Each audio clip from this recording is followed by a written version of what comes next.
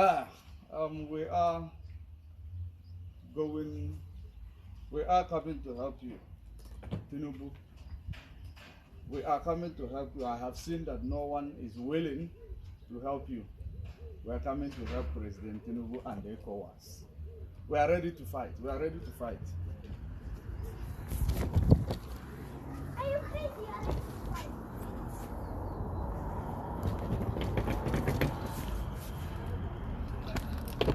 Yes, we are. We are ready to fight.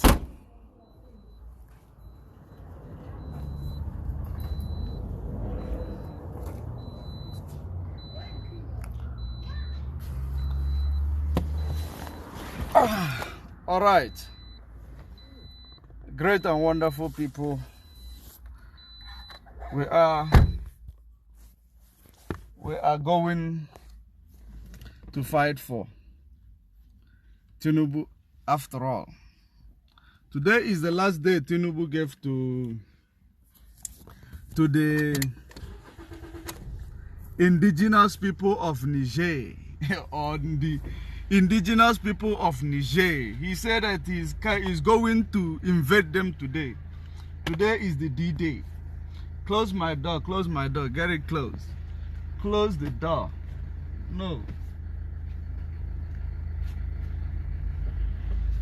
Yes. You wanna come with me to the war? I'm going to the war. You wanna fight? Are you ready to fight? Okay. All right. Great and wonderful people, our wonderful African brothers and sisters. You know, today is the last day that Nigeria president gave to the people of ECOWAS, that they are going to be invading Niger Republic. So that is the reason why we have actually, you know, gotten ready to make sure we go and fight for Tinubu. We don't want to, who do you want to let Tinubu, you know, make mouth and didn't fulfill it? So we don't want to shame the president. We just want to come and give him some help. So I'm actually driving to the airport to go home and to help Tinubu fight Niger Republic. I hope you are in support of that. If you are in support of that, give me a thumbs up there. Because remember, let it not be like a whole ECOWAS leader. A whole ECOWAS leader before he make a pronouncement, he didn't think it through. So I believe that everybody, you know, rejected them in their call to, you know, support for invasion of Niger Republic.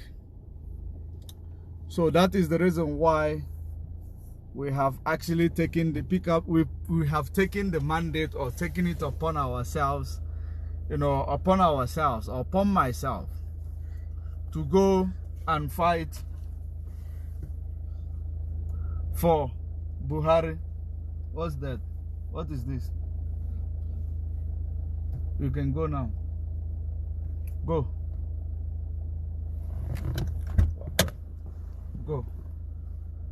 You won't be able to go with me. Go change your pants. Close my door. Yeah. All right. My son actually wanted to go with me to war in Niger Republic. I will be able to see your comment on Judge Money blog. I know we are also on Judge Money official. So whoever want to come with me to go and fight this war in Niger Republic, please indicate in the comment section. Indicate. Let's go and help Tinubu. Let Tinubu we don't want him to be put to shame. We don't want Tinubu to be put to shame. Because we understand that Boko Haram is racketeering the people of the north in Zamfara state. Boko Haram, Fulani terrorists, is actually racketeering everywhere, many places in the northern Nigeria. And then we, the military, we are not able to actually, resolve the menace attack of the Boko Haram and the Fulani terrorists. We, the military of Nigeria. But we have actually taken it upon ourselves. We want to go out there to fight for Tinubu. Remember that today is the last day which Tinubu gave to the coup leader in Niger Republic. ECOWAS gave them today as a deadline for them to be invaded.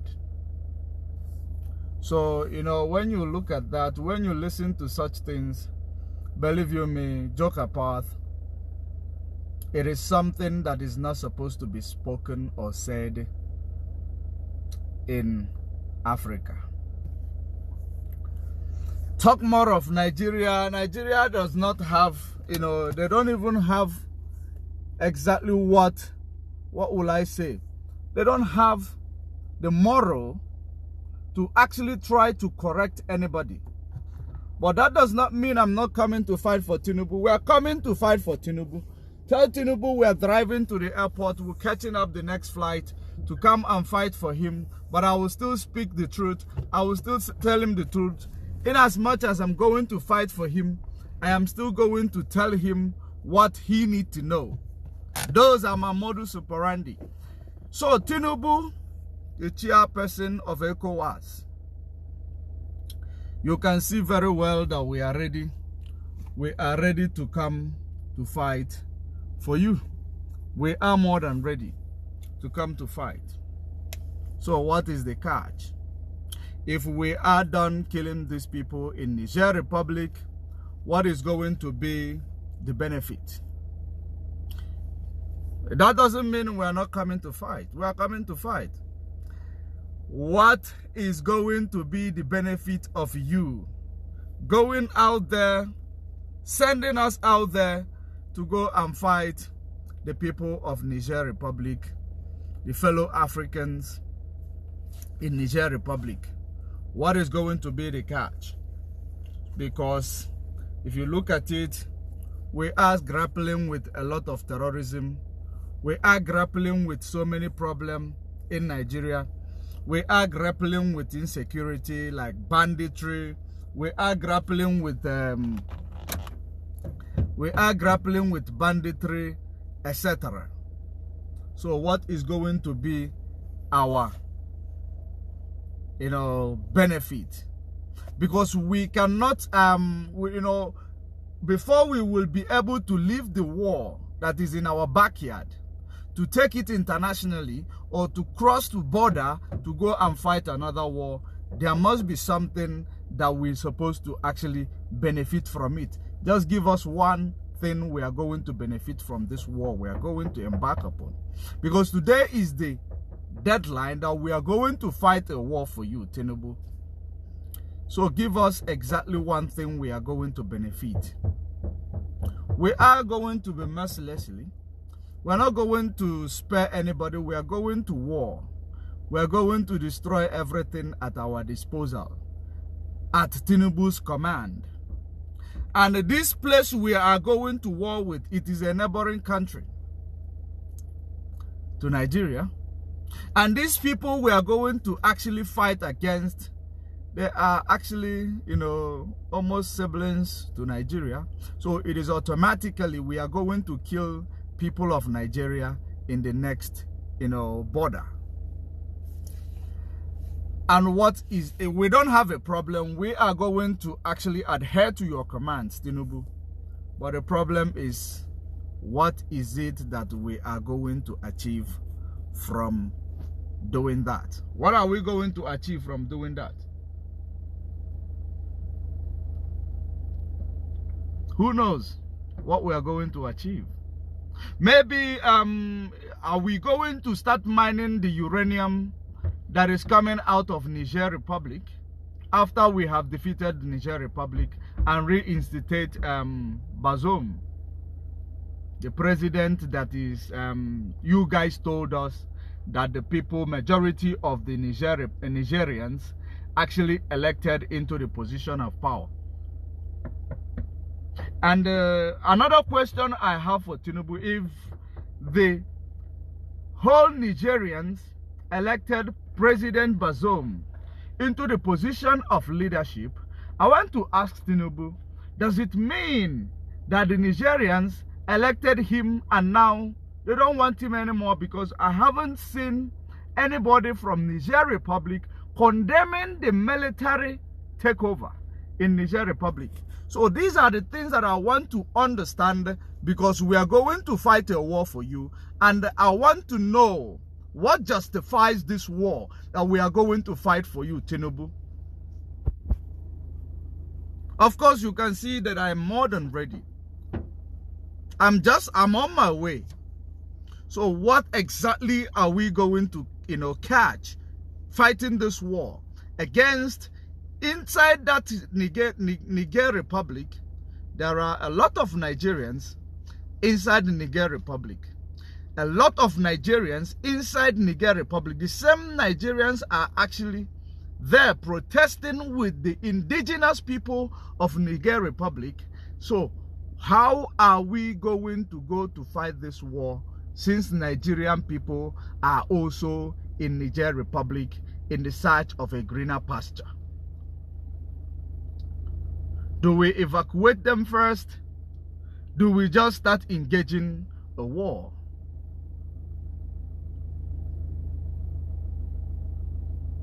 How, are we going to fight this war?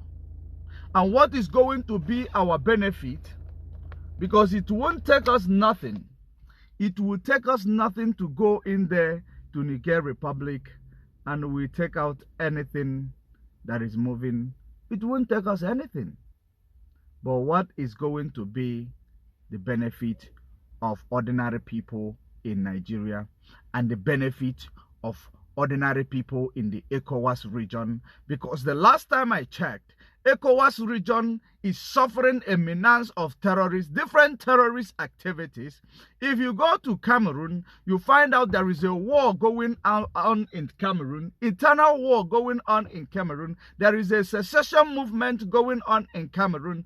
If you come to Nigeria, there is a secession movement going on in Nigeria. And the last time I also checked, Asaredo Kubo, the pig creek, or the creek pig, came in Aso Rock, in Asoville, and he stood in the auditorium of Asoville. You know what he said to the world? Asaredo Kubo said to the world that there is a war going on in Nigeria, that he is a participant of that war. So, if there is a war going on in Nigeria, there is terrorism going on in Nigeria, there is a secession in the eastern region going on in Nigeria, what are we going to achieve? Going to fight another war? Because if I check, if I am actually, correct in my own perspective, or in the, in formulating this perspective, I believe that the people who are pushing this war are the people in the Western Hemisphere. The people in the Western Hemisphere, those who place you in the position of power, they are the ones pushing this war. So the only answer I want to also hear from you, of course, you yourself, you are going to benefit from it, because it will also make you to be president, and a president at war might not be removed. So we know what it is going to give to you. What is it going to give to my people in Nigeria?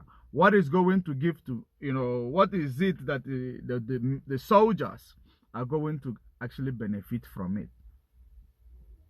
And we get into this battle, we fight this battle, because war doesn't just end. We fight this battle, and this battle takes months, Remember, Putin say, President Putin, he said he's going to special military operation in Ukraine. It is no more than 1 year, almost getting to 2 years of this military operation, because it starts small and sometimes it doesn't even end. What is going to be the benefit of the people of Nigeria and the people of Nigeria, which you people are, say that you are trying to protect their democracy? Of course, we saw the gathering of all the commanders, military commanders from the ECOWAS region. We saw them gathered to plan on how they will go and start killing, in Niger Republic. And the reason why they are, gathered to go and fight this war, which I have also dedicated myself to go and fight for you, Tinubu. But pardon me in what I am doing. I need clarity before I engage in the war that I'm going to be killing my fellow black people. I need clarity. What is the challenge? The price of petrol in Nigeria is on more than 700. The pump price of petrol per liter, 700 per liter. The price of rice in Nigeria is not less than 40,000 in Nigeria. The minimum wage or the salary average, the minimum wage you pay to the police and some civil servants is the amount of 30,000. It's not more than 40,000. The minimum wage, one bag of rice. And the prices of everything skyrocketed, and at the end of the day, I want to know, this war we are planning to go, is it going to bring the inflation down in Nigeria? Is it going to bring down the cost of living in Nigeria? Because if it is going to bring the cost of living, I will also go and buy more ammo and ammunition. I will go and buy more, so that I don't even need to, so that I will not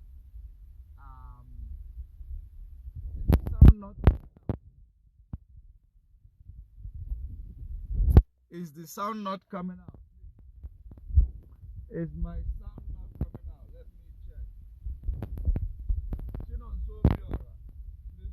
Is the sound not coming out?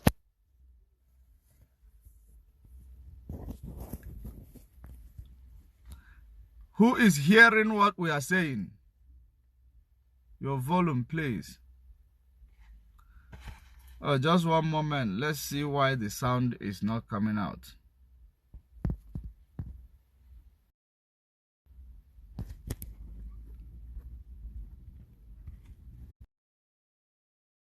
I think, let me pair the Bluetooth. Let me see, where did the sound stop?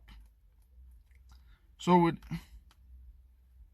is it coming out now, please?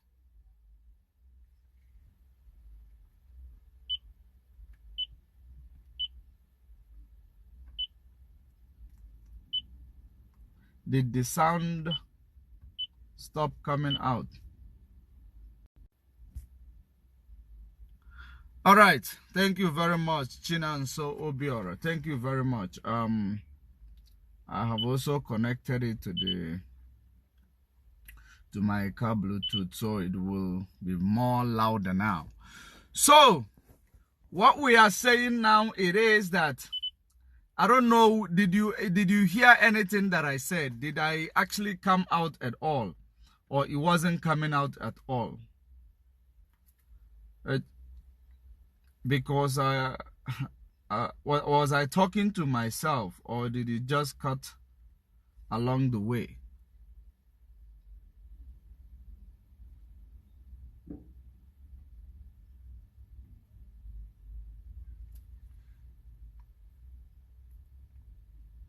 Let me monitor it from my side.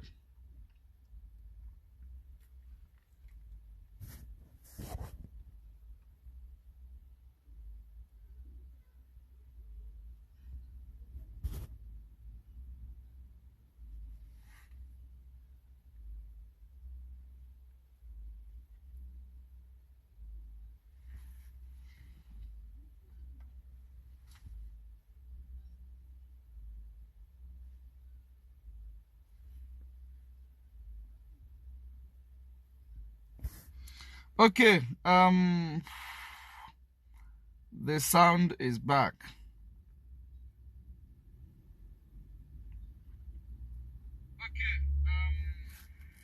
I believe the sound is back.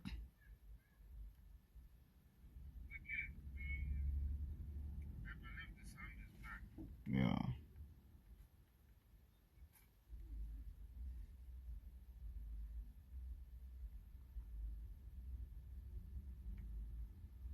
So, I guess I was talking to myself, so I have to start afresh. So what I was saying is that I am on my way to come down to the zoo since the president called to come, he called for war in Niger. So we are ready to go and fight the war for him in Niger Republic. We are ready. Just like you have seen, we are prepared to go to the Niger Republic to fight war for Tinubu, because I don't want it to look like Tinubu called for a war and he chickened out. We want to give him the motivation so that he, we don't want to, do you want it to look like you have a president who actually, make a pronouncement and don't carry it out? I don't think you want to have a president like that. You don't want him to. That is the reason why we are prepared now to go and fight for him. To go and fight and kill our people in Niger Republic, because I know, and so many of you knows, that we African people, we are very, very good when it comes to facing the, pulling the trigger on our own people. We are very, very good in doing that. So I don't. It is the president that called us. He said that we should come to go and fight in Niger Republic, and we are more than ready. We have established, connection with the boys on the ground, and we have deployed some more people that are also on the way going down to Nigeria. They will go to support the fight that Tinubu called for, to go and kill our own fellow black people in Niger Republic. Those young people who decided that they do not want economic sabotage and exploitation coming from the West. So we are going there to go and kill them. That's exactly what President Tinubu have called for. So if you know you are ready, it was okay.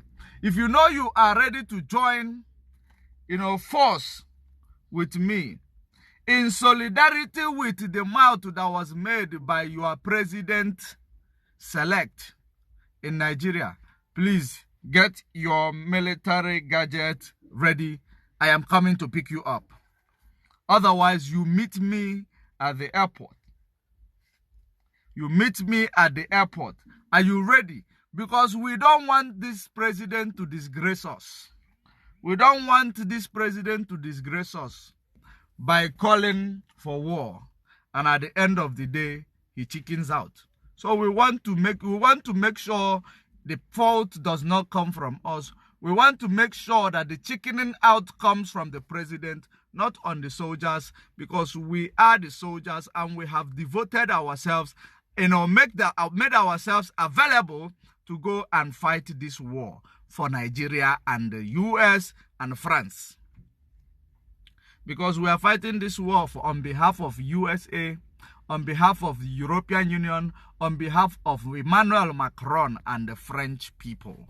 Those are the people we are fighting this war for.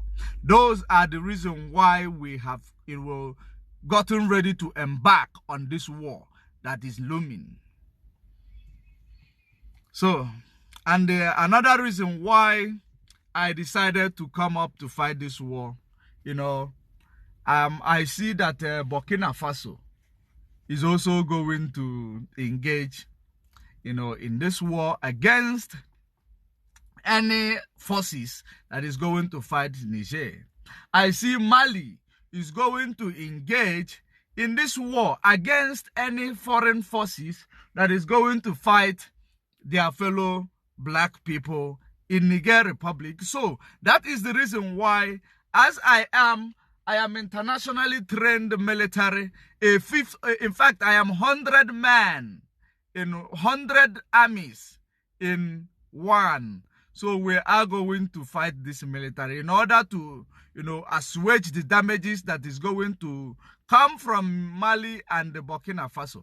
That is the reason why we have made ourselves available to go and fight for Tinubu, so that he does not disgrace the sovereignty of zoological republic called Nigeria. We already know it is a zoo, so we don't want it to be disgraced more. So the most important thing, and the question I've been asking him, I don't know where how far I was with the question before we got interrupted with the volume. The question I was asking this president is, what is the catch? What are we going to benefit from this war that we are going to embark upon?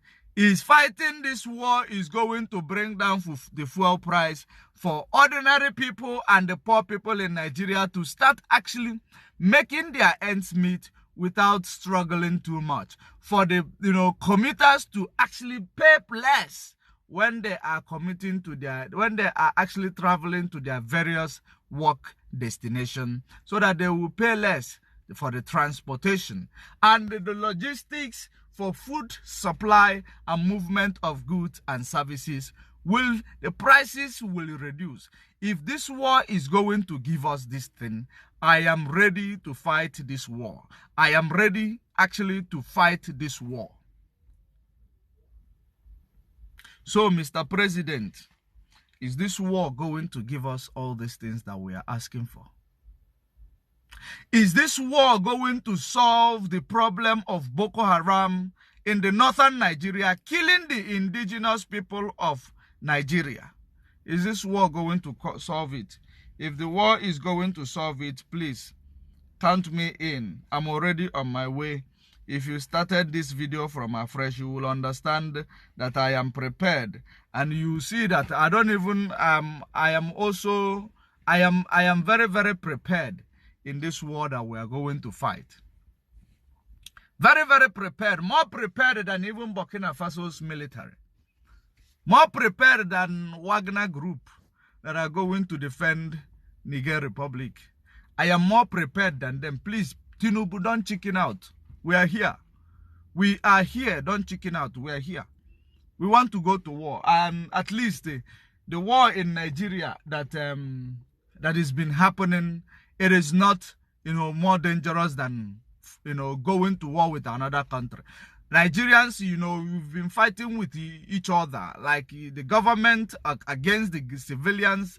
The people who are protesting are being shot at, So I believe that since you people are trigger happy in Nigeria against the indigenous people and using trigger to topple on the right of ordinary citizens of Nigeria, I think, since you have actually taken up this decision to go and exercise such trigger happiness in Niger Republic, that's why I have devoted myself to support you I have devoted myself to fight for you, and I am fighting for you for free.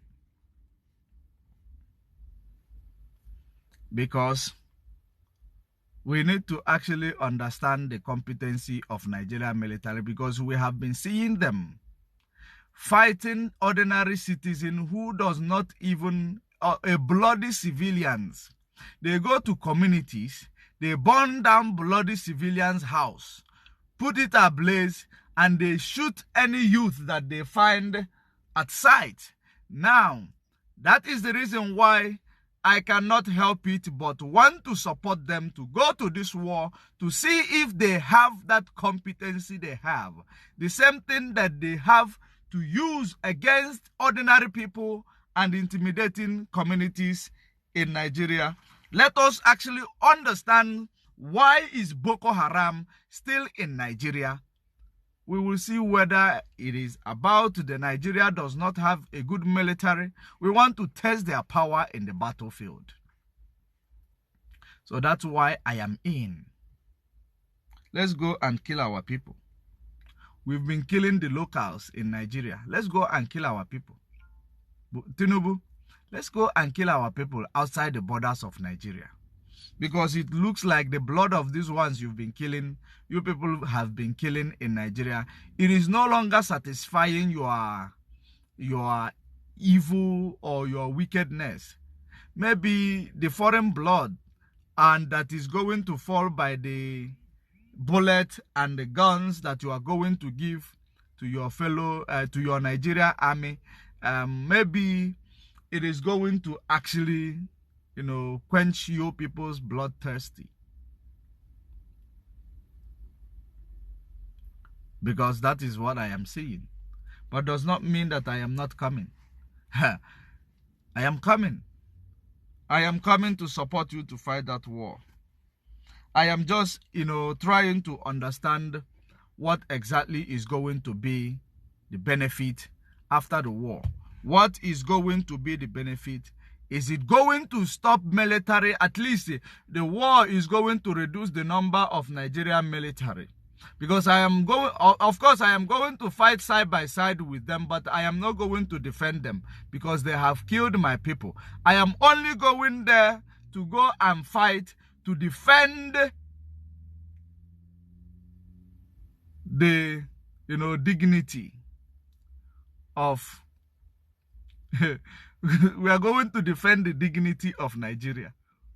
Because if we don't go, we have already, the president already said that he is going to use force.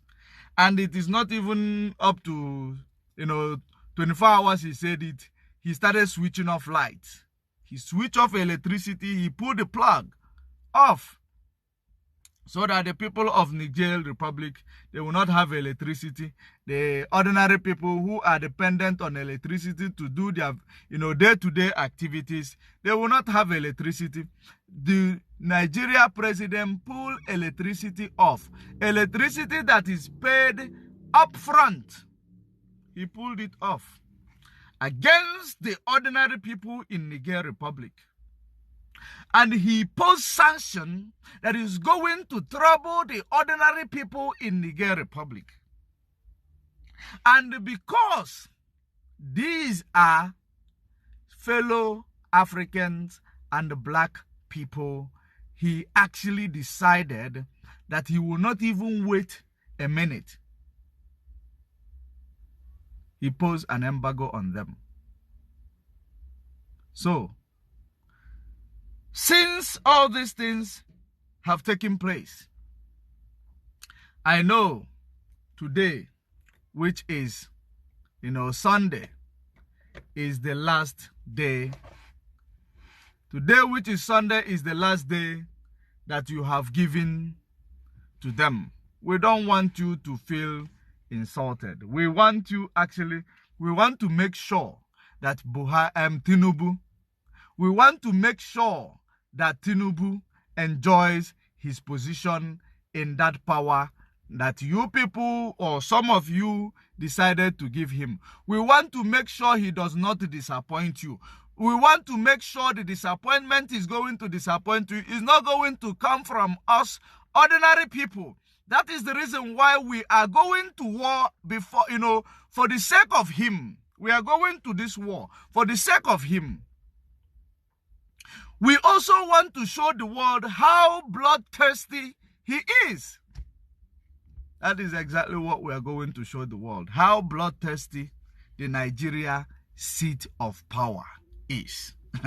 We don't want to, of course, the bloodthirsty of Nigeria seat of power, it has been hunting ordinary people. So we want to shift that hunting of ordinary people to go and test that might of the government to another government. So that is the reason why we are actually up against and we are ready to engage. I am ready. I am ready. I'm on my way. Those who started watching the video, you saw me. I prepared there are some of my military gadgets that are still in my boot. I am prepared. We are going to fight for Tinubu. Tinubu, don't worry. We're not going to let you down. But all we are asking for is that we hope that Nigeria troops, they are equal to the task.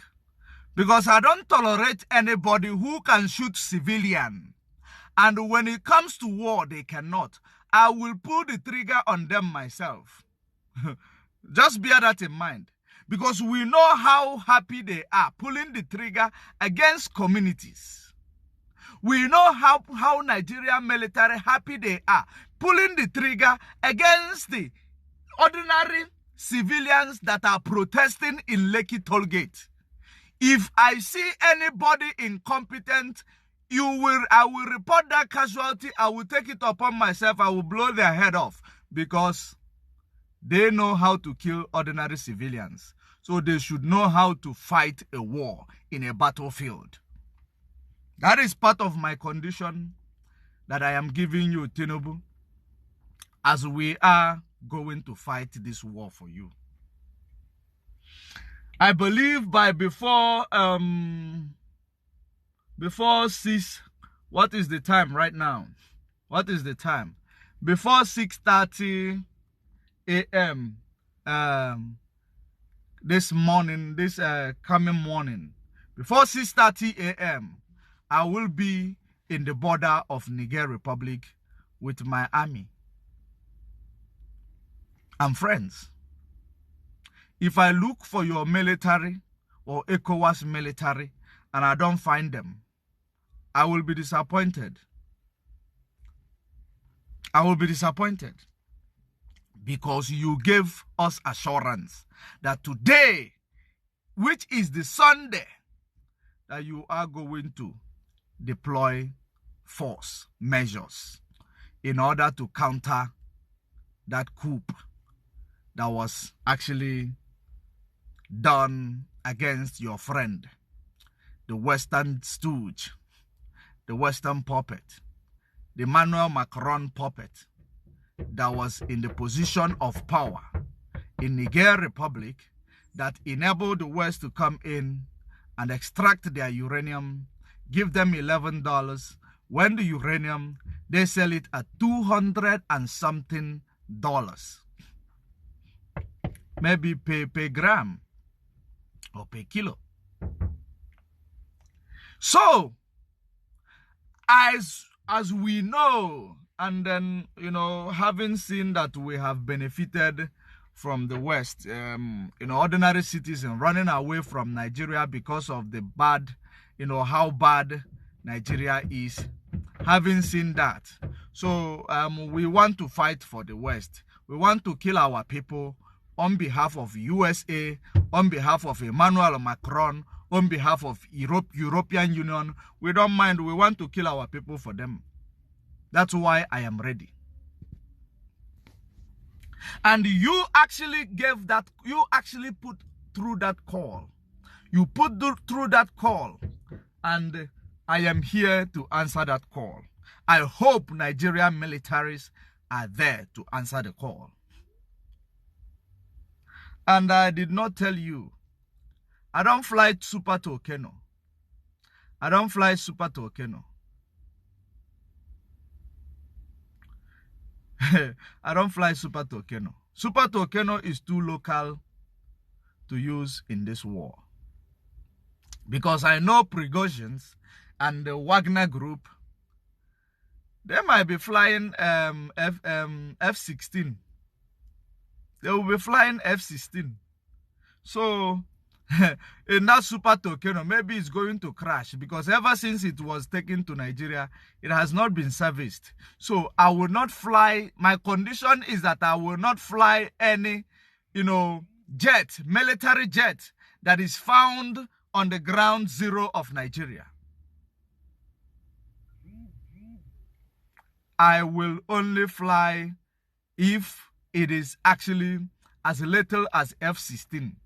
F-16 is the quality, is this lowest quality of military jet that I am going to fly in order to engage this war. I know that Nigeria have Super Tucano. You have Super Tucano. So that is the reason why I am telling you that we that are special forces that have made ourselves available to go and help you, Tinubu, to retain your position as a leader for the period of next 4 years, or from 6 months to 6 months, signing it, because you will continue this war in order for you to extend it to the period of 4 years, according to the Constitution of Nigeria. So, that is the reason why you have to give us the military materials that we need. You must give us the military equipment that we need, because we are going to hold on to this war so that you will be in that position of power. Even after the Supreme Court, what is the court? After election tribunal, even if they declare that you did not win the election, which all of us are aware that you did not win the election, but don't worry about my sentiment. It is not going to stop me from coming to fight for you. So, but even if, because I am telling you your benefit, that you are going to benefit from this war, even if the election tribunal rule against you, as long as the country is at war, according to the 1999 Constitution, Section 135, as long as the country is at war, I don't think anybody will want to distract the proceedings of the incumbent leadership. So you are going to benefit the fact that you will be in the position of leadership, overruling the verdict that will be given by election tribunal. You will overrule the verdict that will be given by the election tribunal. So you're overruling the tribunal result. It is a benefit to you and to the people that are supporting you. It will be a great benefit to them. So, what is it going to benefit the soldiers? What will be the benefit for the soldiers that are going to fight side by side with me? That's what we want to know. What is going to be the benefit of the soldiers that are going to die in the war of this Niger Republic? And what will be the benefit after they must have died to the family of these soldiers? Who is going to take care of them? Since one bag of rice is 40K, and some of these soldiers, their minimum wage, their minimum wage is 40K, or the amount they are paid is 40K. Not actually minimum wage, minimum salary. Because when we call it minimum wage, it will look like, when you say minimum wage, don't forget, minimum wage is something you pay somebody every day. the amount of money you pay somebody every day. That is minimum wage. I am talking about the minimum salary. 40,000, one bag of rice. The money is depleted. Are you paying attention? So that is the reason why I want to know if those people leave their families behind to come along and fight this battle. If they fall in the battlefield, what will be their benefit or the benefit of their children and their wives that are going to be called a widow? What is going to benefit them from this war? Petrol price is 800. Petrol price is 800. Rice 40k. Tomato, one bucket of tomato, is it a 5-liter bucket of tomato, is around 10,000. One plate of food is 9,000. One plate of food is 9,000. Now, in this regard, if this, military, that the family of this military are actually dependent on the salary that you are paying them to eat, what is going to, because we know that in Nigeria, we have a lot of patriarchal, set up where a woman does not go to work. It is only the man that goes to work. Women take care of the family. So what is going to be the leverage for those families that are going to lose their loved ones fighting against their own people in Niger Republic? The reason why we are trying to actually make inquiries on that, don't be scared. Don't worry, we are going to fight. It is actually for us to call the US, for us to call the EU, for us to call Emmanuel Macron and the French people, so that they will make available all these, things that you are going to use to console those families who are going to lose their loved ones in the battlefield, where you will be fighting to kill your fellow people in Africa. Doesn't mean that I'm not coming, but we are stating a fact clear. When you are going to be at war, whose aviation fuel is going to be used to actually light up those super volcanoes that you have? Who is going to protect the borders of Nigeria to make sure that Boko Haram and the Fulani terrorists did not take over Nigeria while you are in the forefront fighting Niger Republic? Who is going to make sure of that? Oh, I forgot. You have a military, serving military, 150,000 serving military. And Niger Republic, they have their military, they have like 10,000 military. You will deploy like 50. Or maybe you deploy like 20,000. But not 20,000. Because if Mali is going to lend them hand, Mali may deploy like 10,000 or 5,000 military. And Guinea, the other one, Burkina Faso, might decide to deploy another 5,000. And then Wagner Group might decide to deploy another 5,000. And Wagner Group, 5,000 of Wagner Groups, they are like 50,000 of Nigeria military. I'm not trying to actually, I'm not trying to make mockery of Nigeria military or undermine them. Yeah, they are strong. When it comes to strong, they are strong. They look strong. Asaredo Kubo boys is there to do the job. Oh, sorry, man. Sorry, man. I forgot. Thank you for informing me. Asaredo Kubo said there is a war going on in Nigeria. That war, he is a participant of such war. So I forgot that Asare Dokubo is available. And if Tinubu did not place Asare Dokubo, who is a participant of the war that they are killing ordinary people on the ground in the forefront of this battle, no Nigerian military should engage in any battle.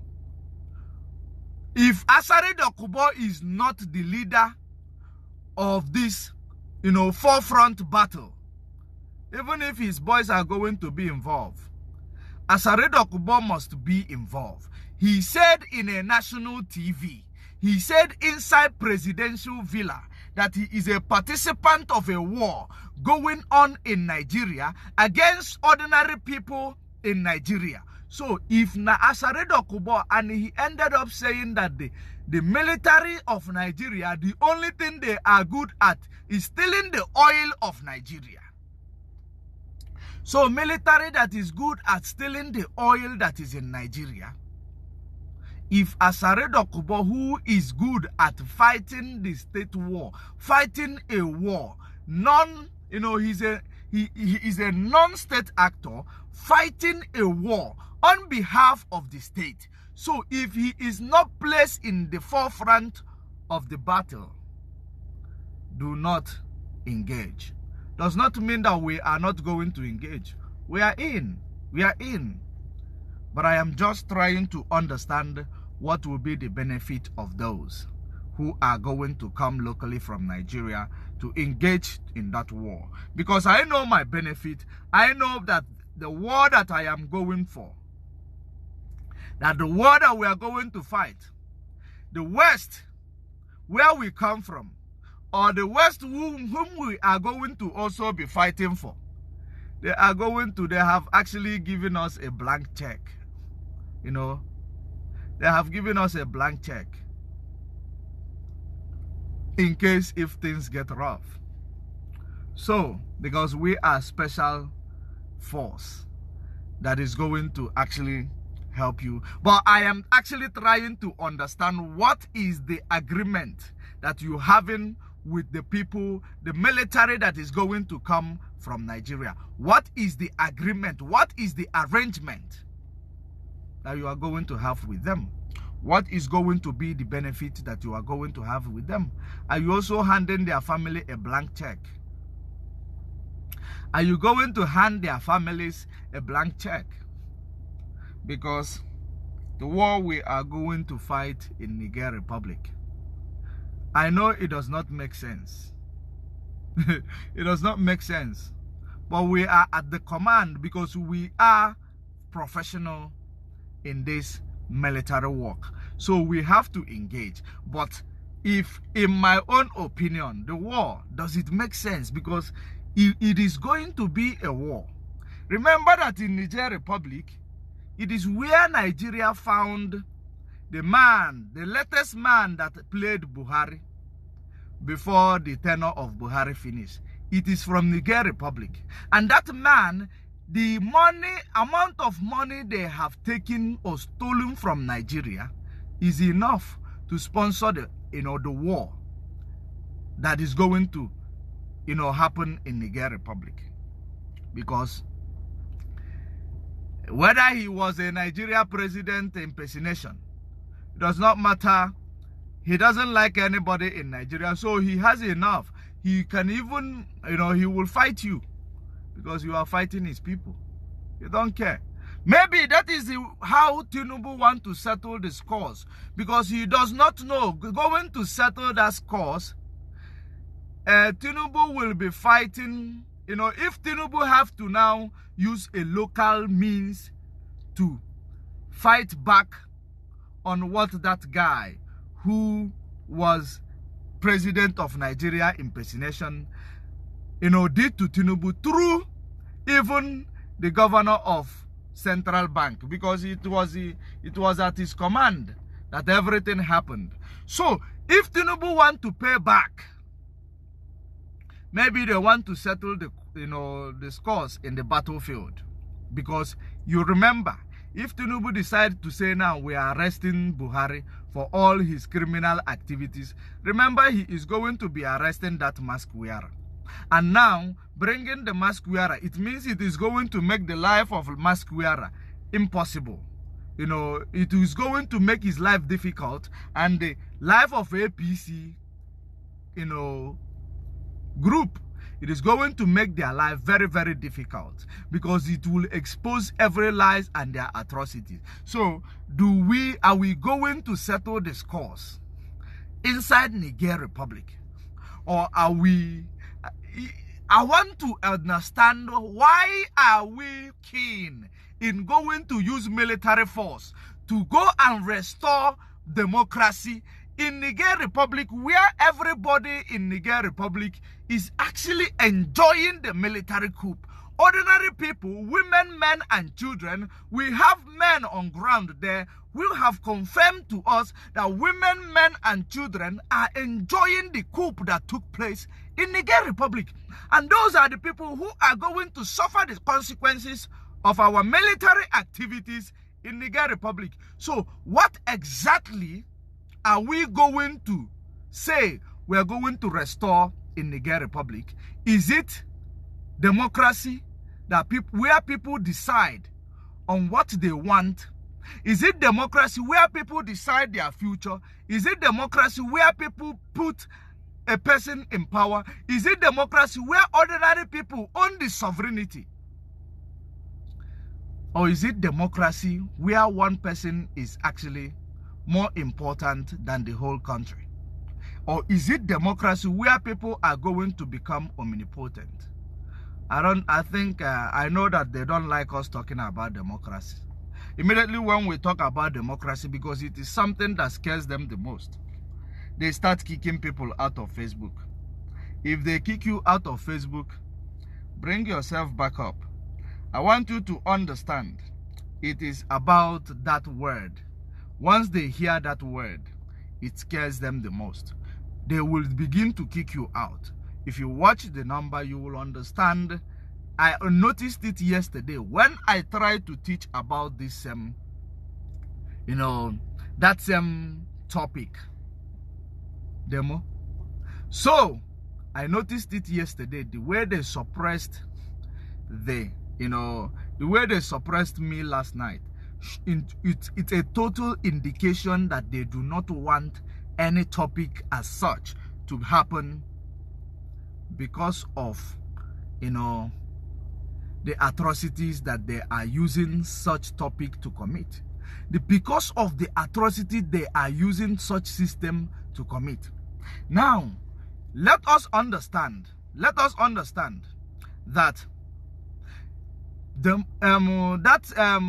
system of government is a system where people decide to choose who is going to govern them. Ordinary people. It is a system where people decide to choose who is going to govern them and when they need to remove that person. That is the system. And now, inside that system, that people are going to choose who is going to govern them, and they have the authority to choose to remove the person if the person is not delivering what they actually placed him there for. They have the right to remove them. But because those people, when they place them in the position of power, they have access to gun and police and army. And when they have access to police and army, what happens is that they use police and army to intimidate the same people who employ them, making it difficult for the same people who employ them to engage them and call for their removal. So now it occurs that the military decided that we have heard the cry of ordinary people who are suffering as a result of these people, minority, who is there making decision on behalf of every other person. They decided, no, we have it to actually come in and help ordinary people to make this decision. So in making this decision, what exactly are you going to call it? What are you going to call it that in making this decision, it is in solidarity with ordinary people? And ordinary people are in solidarity with the military. So who exactly are we going to restore that system for? Who are we going to restore the system for? Is it only for Bazoum, that leader that is calling for international help? He is not calling for local help. Oh. He is not calling for Nigeria help. He is not calling for, and he is calling for international help. Because he is calling for international community help. Because, of course, many people will say that Nigeria is international. That he specified. He specified. He said he is calling for international community. He is calling for US to come for intervention, to come and kill his people in order to restore him as the leader. So, who make decision, or who is that system set up for? That system, is it established for? To help? Is it not ordinary people? That system of government, the one that the USA is using and Europe is using, is it not for the people? It is for the people. And when people decided, no, we want to follow this route, we cannot follow the route of this one man who does not understand our pain and suffering. We don't want to follow the route of this man who does not understand that these people from the big world coming to, exploit our resources. They are giving us peanuts. And our country is called the poorest country in Africa, while we have what the richest country in the world is actually looking for, life and death, to get their hands to it. So the same leader has been selling the country for nothing. That same leader is only one man, and that same leader is the only man that will cause other nations to come in and kill the people and displace his own people, because they don't care about any other person. Because in this type of coup,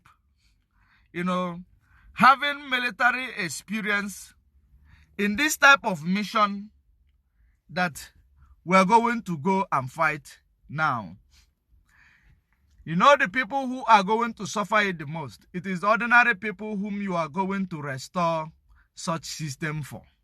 Those are the people who are going to suffer it the most. And those people, they are enjoying where they are now, more than where they were when Bazoum was in power. So, who are we fighting for? Are we fighting for Bazoum, not his people? And what is the system of that leadership tell us? He says power is given by the people. Power, because power belongs to the people. And people are happy where they are, which is the power have been given back to the people. It is not only now bestowed on this almighty man that has never delivered anything positive to drive the economy and the situation or the economic condition of the country to it, to a great height. Rather, the economic state of the country has deteriorated continuously. And the infrastructure in the country is being destroyed in the search for gold, in the search for uranium, in the search for other resources that is actually God placed in the ground for these people to get rich with. Their ground, they will have some dolomite, because the ground they will be having a sinkhole at some point. It is as a result of this mining that is going to be taking place in Niger Republic. So if these things are actually happening in Niger Republic, and the same people, they have seen that these things never helped anybody. The same way the 200 million Nigerians have seen that in the last 64 years, the system that you are sitting on has never helped anybody. The same thing Biafrans, Ojukwu, saw in Nigeria in the last 50 years. 1966, he saw it and said, no, we cannot continue being involved in this economic sabotage and the stunted growth that is deliberately orchestrated by people we place in the position of power. We cannot sit down to watch them topple our economic growth deliberately. We cannot sit down and watch them, because that is not whom we were. That's when we said we are going our separate ways. So that those of you who agree with the status quo of Nigeria, that it will continue to melt down the economic stability that is actually ordinary people are fighting to put in place so that it will enable them to thrive. Now, you decided that no, you are not in for it. You decided that you will not be in for it. You will now stay with Nigeria. We Biafrans, we go into Biafra land and establish a policy that is friendly to ordinary person. We establish a policy that is friendly to ordinary people in our land. So in doing so, we know it will open doors for success. It will open doors for economic growth and stability of our nation. We will not have anybody sabotaging our infrastructural development. We will not have anybody distracting our economic growth and transitioning. We were supposed to be taking part in the innovations of fourth industrial revolution. We were supposed to be taking part in such innovations because we know exactly what it takes to be innovative. We have those skills, but some people decided that they will be under a particular system that was enacted by those who established the name of the country called Nigeria, and that country does not promote economic stability, economic growth. It does not promote ordinary people. It only promotes political, concubines. It only promotes political, leaders. It only promotes leaders and their families. It does not promote any other person.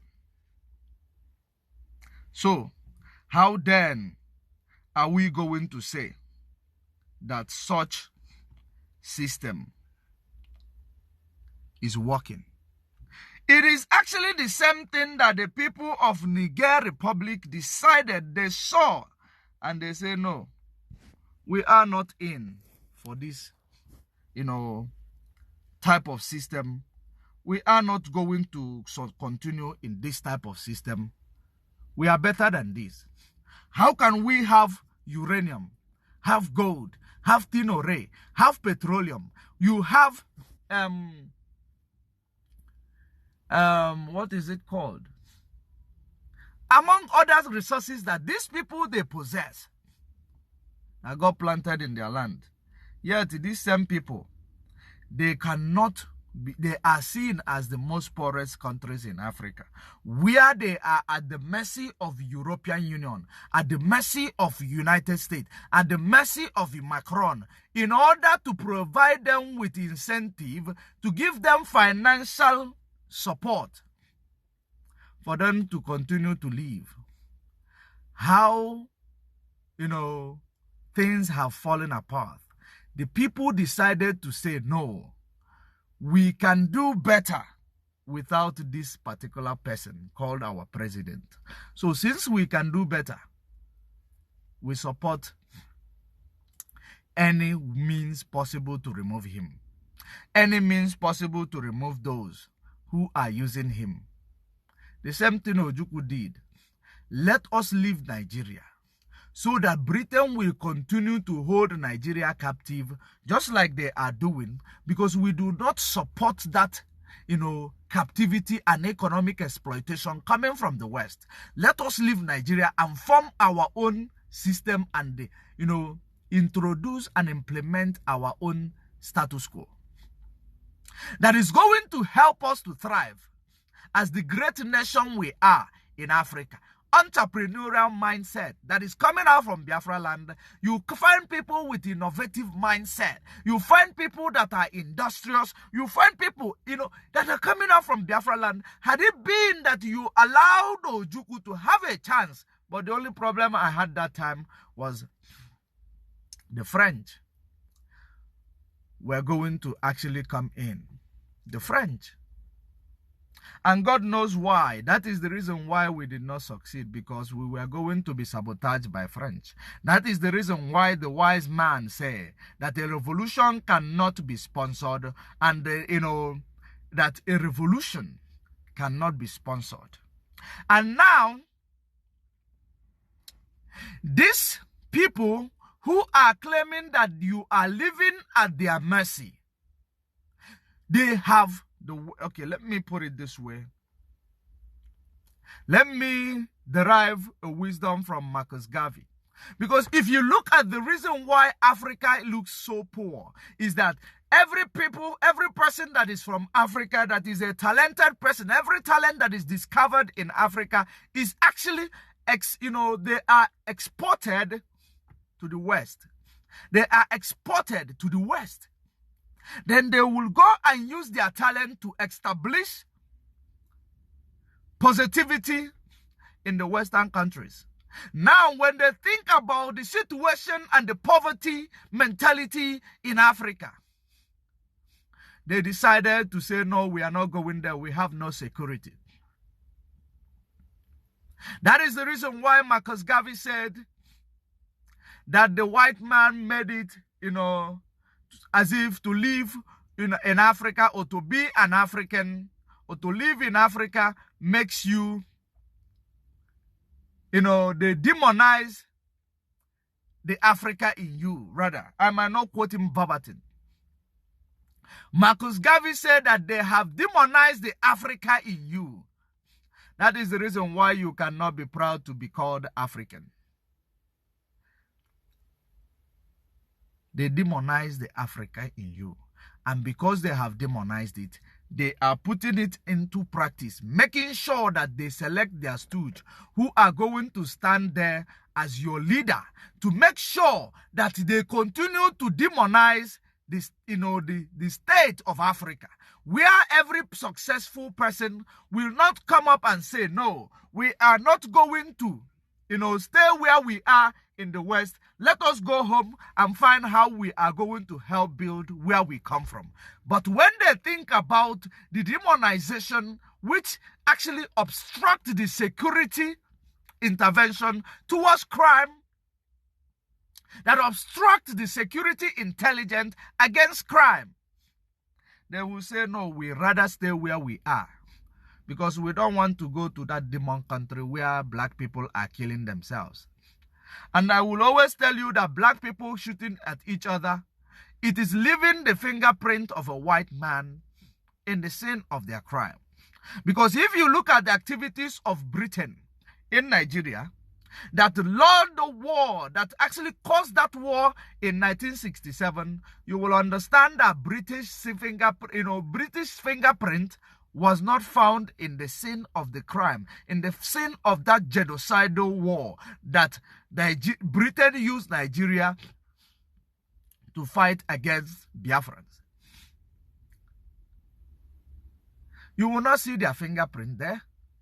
If not that we are telling you that Britain is the mastermind of such war, you will not know, because they don't leave their fingerprint in the scene of the crime where they orchestrated a black man to actually kill a fellow black man. They will always make you to leave your own fingerprint in the scene of their crime. That is exactly the same thing they are orchestrating in Niger Republic, but does not mean that we are not going to engage. We are military, we obey the last order. We are going to help to remove Tinubu out of shame, because how to go the on? He has made the mouth that he is going to bring military intervention. If we let him down, it will look like, you know, we are cowards. So that is exactly the reason why I am prepared on my way, coming to help Tinubu to fight his own people in Niger Republic in the favor of the Western nations. Because if Britain did not ask Ojukwu go on, remember that there was a Buri Accord. When there is a lot of military coup in Nigeria, there was a lot of military coup in Nigeria, and that military coup took place, which actually made people to realize that we are not of the same surname. We might be of the same family as Africa, but we don't share the same surname, and we don't share the same, you know, sovereignty. It is better that we go back and, you know, have our territorial integrity. And what we are asking for from Nigeria as Biafrans, we are asking for our territorial, you know, integrity. We are not asking for division.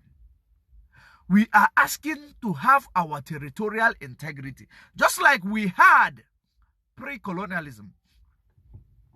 Once we have our territorial integrity, any other person, you know, if you want to form a bilateral relationship, open border policy, we are also actually open to, you know, form a relationship with every African nation who share the same like mind like us. Not those who does not have this, you know. Of course, if you have a business proposal, we will work with you, but not to be under a structure that is purely under British oligarch, that is purely under British manipulations and economic sabotage. Because the economic sabotage taking place in Africa, it is Western orchestrated. And that is the reason why British call Gowon and said to Gowon, what you have agreed, because Gowon, as a black man he is, he never wanted war. He never wanted war. Gowon decided that he will no longer agree to the Aburi Accord agreement, which stated we are going back to regionalism. Just like you have seen the United States, they have a system, you know, their structure is a regional structure where a state can make their laws. It is a true federal nation. Going back to regionalism, let everybody actually take care of what they have. Let there be a competition where everybody will be taking care of what they have while paying tax to the central government. People take care of what they have, then pay tax to the central government. That was the proposal of Ojukwu. And Gowon accepted it, knowing that it will stop all this, you know, geopolitical tension. It will stop this geopolitical tension and stereotypism.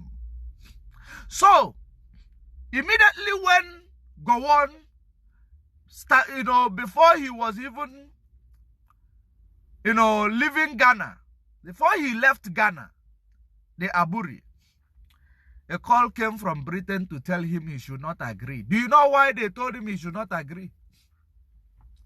As the white man they are, a very intelligent set of people. And I don't blame them. They are hustling on Africa. It is the same person. It is a game of chase.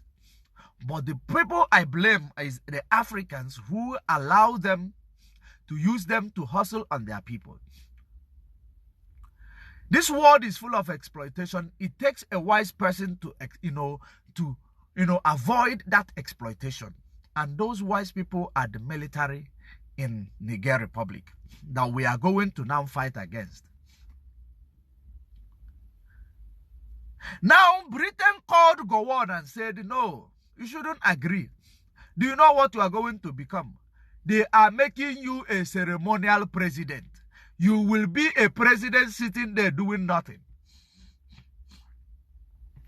That was actually what they used. The slogan they used to actually, get him to do their bidding.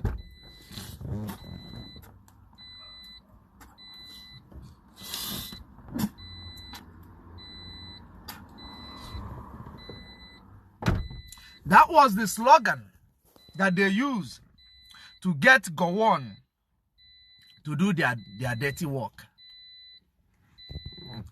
Ojukwu went and declared Biafra because the Aburi Accord that was signed and gazetted was undermined by the same man who signed it,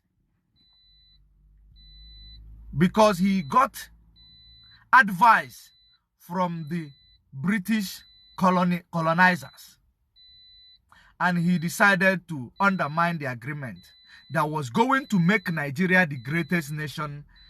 That region called Nigeria, it was going to make that region called Nigeria the greatest nation that the world has ever known, because it is going to now bring about people. If you sign your policy, if Britain have to sign their policy, they sign it with the central government.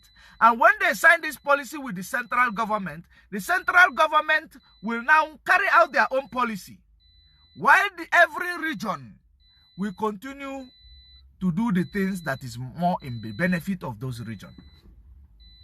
British foresaw that, and they noticed that no, if we continue in this regard, it is going to actually come back to backbite us. So they decided to orchestrate the war in 1967. After Ojukwu declared Biafra, they used Nigeria to invade Biafra land. And along the line, Britain supplied Nigeria military arsenals that they used to kill our people. Guess what? God gave our people the greatest, mindset, a very workable mindset that enable our people to go into their labs and start manufacturing weapons of war. Because during that time, Britain made sure that no countries in the world were able to supply us military equipment to defend ourselves from the invasion of Nigeria to Biafra land. Britain supplied Nigerian weapons. Britain managed to convince Russia to supply Nigeria military weapons to use to kill Biafrans, just because Britain wants to continue to steal our oil. And Nigeria, because they like to fight their own. That is the love they have to pull the trigger on their fellow African people, on their fellow black people, because they have become the Western stooge. They killed our people.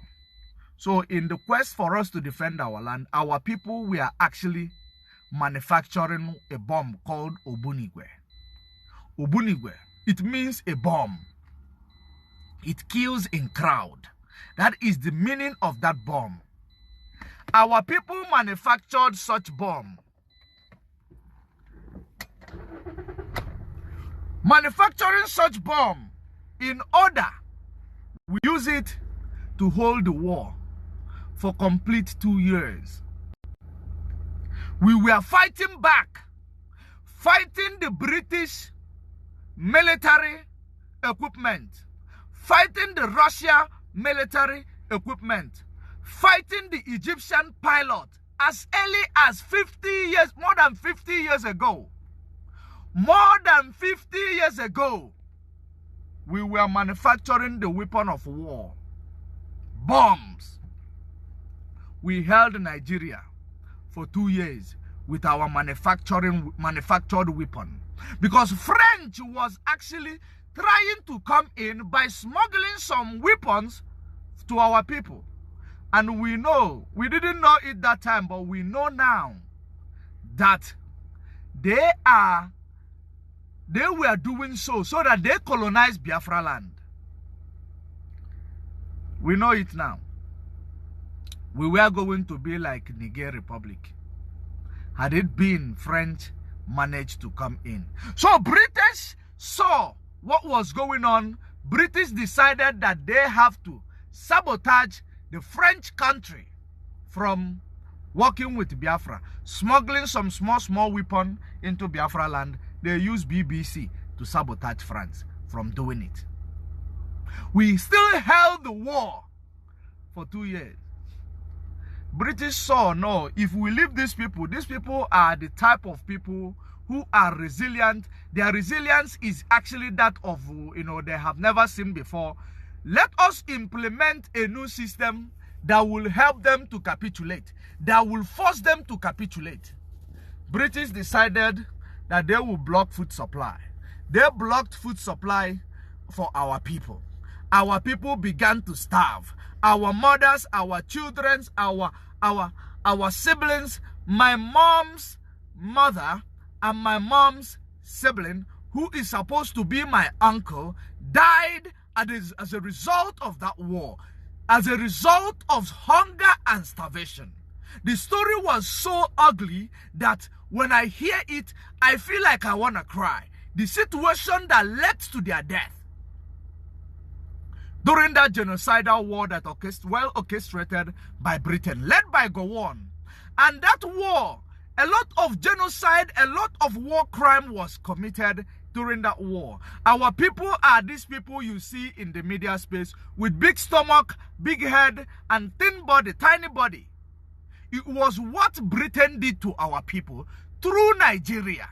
That is the reason why we rose up again. From the ashes of these people, more than 3.5 million women and children died as a result of that genocidal war that is well orchestrated by Britain. Just because of the oil and gas coming out of Biafra land, just because of the tin ore coming out of Biafra land, among other resources. There is uranium in Biafra land. Just because of all these material resources, material things, more than 3.5 million women and children of my people died as a result of the genocidal war. And through their ashes, we have risen to come to continue where they stopped. Now there is no Jupiter will not, will stop us. No Jupiter, no threat will stop us from fighting to achieve our independent nation that was in existence pre-colonialism. And that is exactly what we have embarked upon right now, and there is no Jupiter that is going to actually stop us. If it means that we are going through that route of war again in order to get our freedom, but for now, we are open to explore every peaceful resolution, every diplomatic resolution, every possible peaceful means that we are exploiting or exploring that will give us our freedom without shedding the blood of anybody or anybody shedding our blood. We are open for that. But in a situation whereby we have explored all these avenues and it does not come to work in our favor, for us to let those people who died that we may live, who died that we may remember whom we are, for us to let them rest in peace. If we are not going to fight to restore Biafra, we are a disappointment to our ancestors. We are a disappointment to those 3.5 million women and children who died for the sake of that war in 1967 to 1970. That was the only reason why we capitulate. They killed us a million with hunger and starvation. That war was so ugly that if you begin to understand the reality of that war and how it was hidden away from African people. The Biafran child and Wachinek, I salute you. I salute you, my brother. Thank you very much for the support. I salute you, my beloved. And I see all of you in the comment section. So, imagine what the situation will look like to our parents who observed that war. They dealt with our parents. It is part of the mind colonization that they did to our parents by imposing that war on them to scare them that they will never ever allow any generation to go for war. They will always tell you, if you know what that war look like, you will never call for war again. We know that, and that is the reason why we are here to break that barrier of that mind destruction they have instilled in our people. We are here to help them to inculcate that the kingdom of God suffer violence, but the violent people take it by force. Just like the people of Niger Republic today, they have taken their power by themselves. They say to hell with that system that the West is promoting, that they call democracy. That is what the people of Niger say. That is the reason why they have taken their destiny into their hands.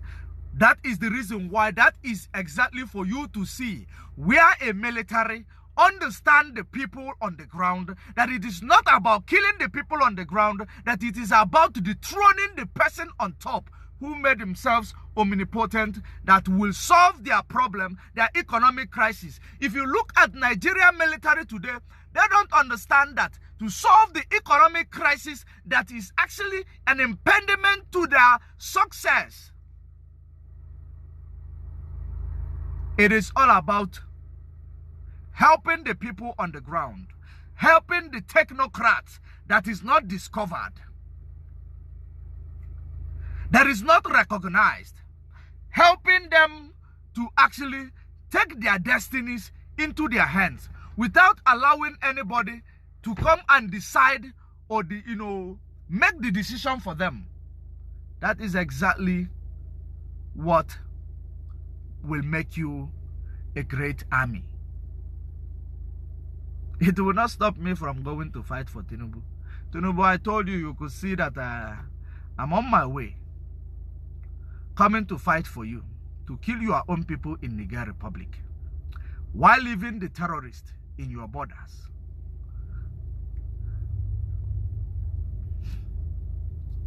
That is because of power mongering. Just because of power mongering. That is the reason why Tinubu wants to go and fight. That is the reason why he is trying to deploy people to go and fight and die in Niger Republic. Because the power mongering, the fight in Niger Republic is going to work in his favor. 1999 Constitution, Section 135. He wants to activate Section 135, 1999 Constitution,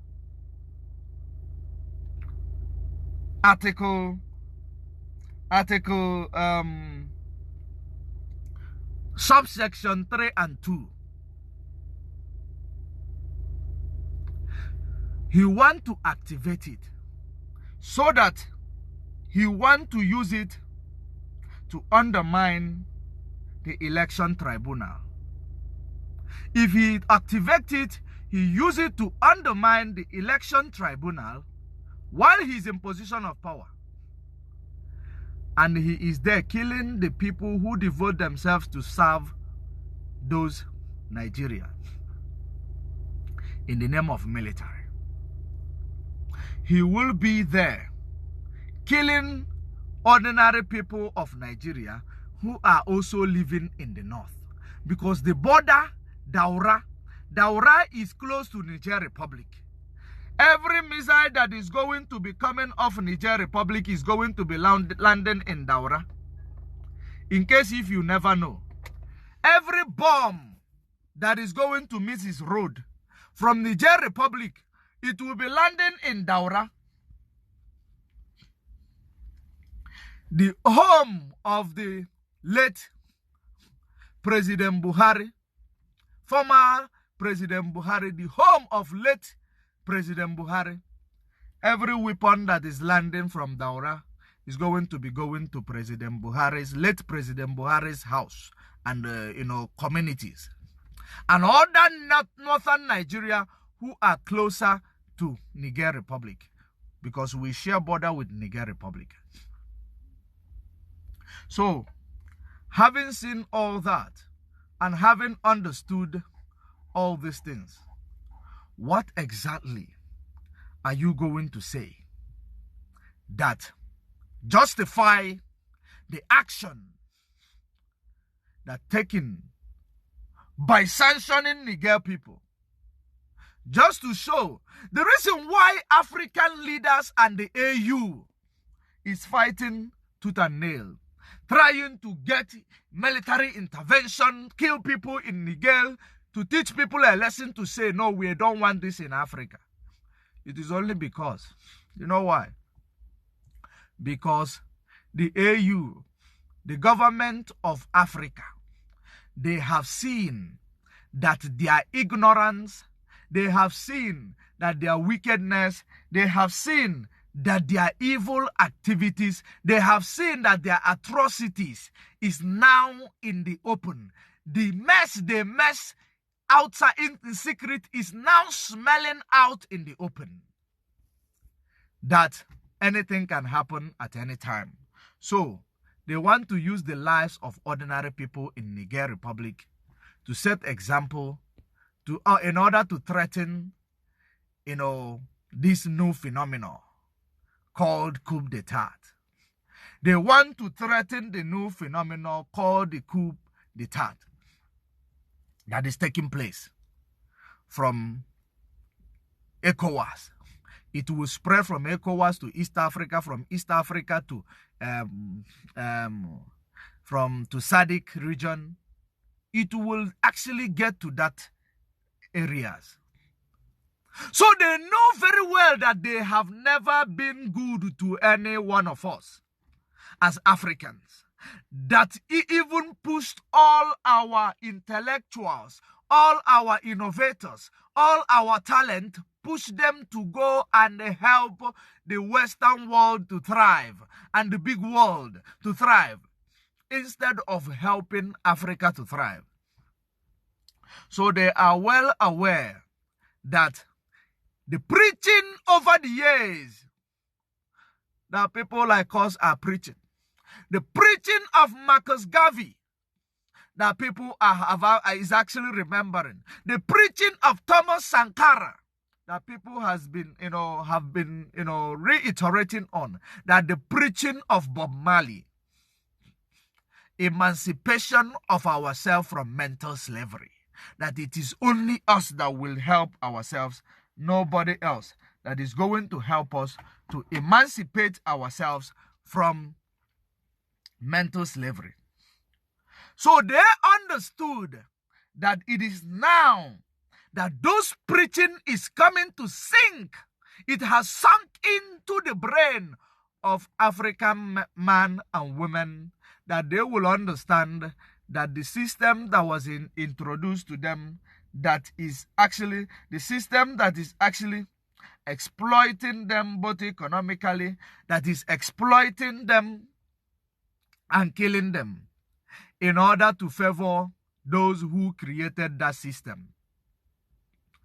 They realize that it is in their hands to change such things. And that is the, how we see this new phenomenon called coup d'etat. And I am happy, very, very happy, because if you look at it,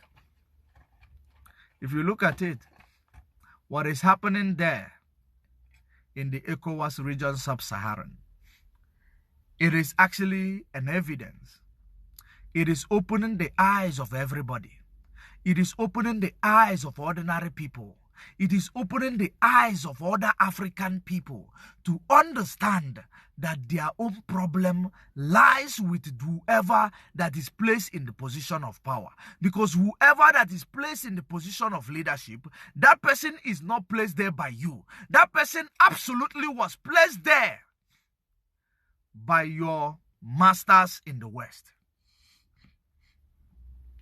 And because that person will never enable you to go any further to economic stability, to financial growth, to economic freedom, to black empowerment. That is the reason why they will always select such people in the name of electioneering, or they will select whom you yourself will never select or will never want them to be in the position of power. Because somebody part favor say only me will go and fight.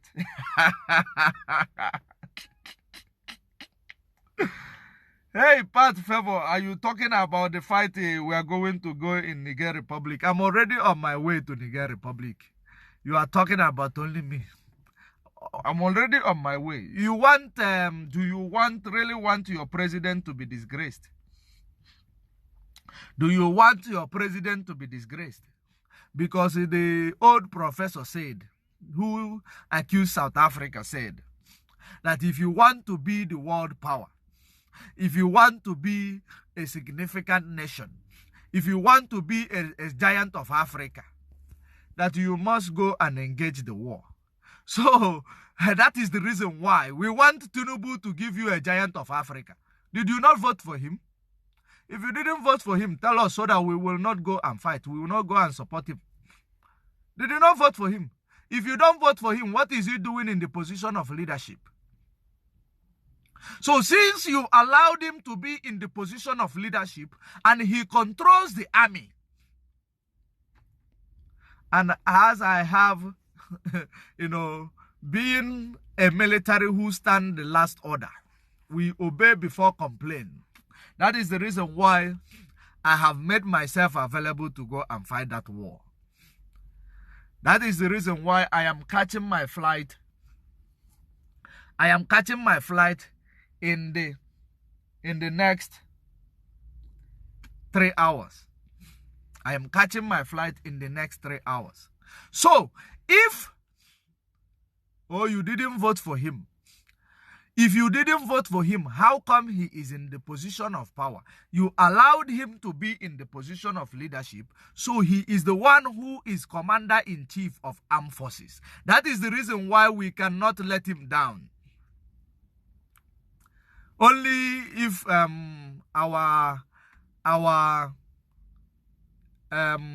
commanders here decide that they will do their coup also, we will give them our support, because we will be following a winning party. We are following winning party. So since you allow him to become the commander-in-chief of armed force, we are there to actually obey his command. If you never allowed him to be the commander-in-chief of armed force, we will not obey his command.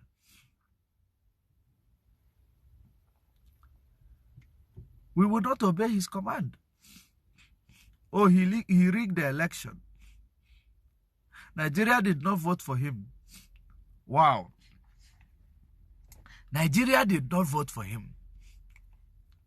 The militaries that are serving in Nigeria, because we were special military, that was deployed actually to get training overseas. So the military in Nigeria know that they did not vote for their commander-in-chief. Okay, INEC rigged the election. If INEC rigged the election, what is the military doing to make an illegitimate person their commander-in-chief? How can a military allow a illegitimate person to be called their commander-in-chief? No military background, nothing. How could they allow him? So since the military allowed him and you Nigerians allowed him to become the first citizen of Nigeria, to become the first, commander-in-chief of Nigeria without any military background, since you allowed him, who am I that took an oath to defend the dignity and sovereignty of Zoological Republic called Nigeria? Who am I? So if you want us to come into the party, what you need to do is you call for him to step down. And the military in Nigeria will now, remind the military in Nigeria that the man that is in the position of leadership or in the position of commander-in-chief is an insult. He lost Lagos. He lost vote in his own Jagaban, where he is called Jagaban. He lost it. So if the military allowed an illegitimate person to become their commander-in-chief, they don't have a choice. If they don't go to that war, shame unto them. If they don't come and join us to fight this war in Niger Republic, shame unto Nigeria commander and their military force, because their commander have given that order. Because now, if they allowed him, knowing his illegitimacy, and they allowed him to be in the position of commander-in-chief, who they don't have to complain. They need to comply. That's how it is. They must comply. Now, having seen all that, it is an evidence to show you that Nigeria, you see, you have more than 200 million people in Nigeria. You have more than 200 million people in Nigeria. And one man and his political concubines decided that they will rig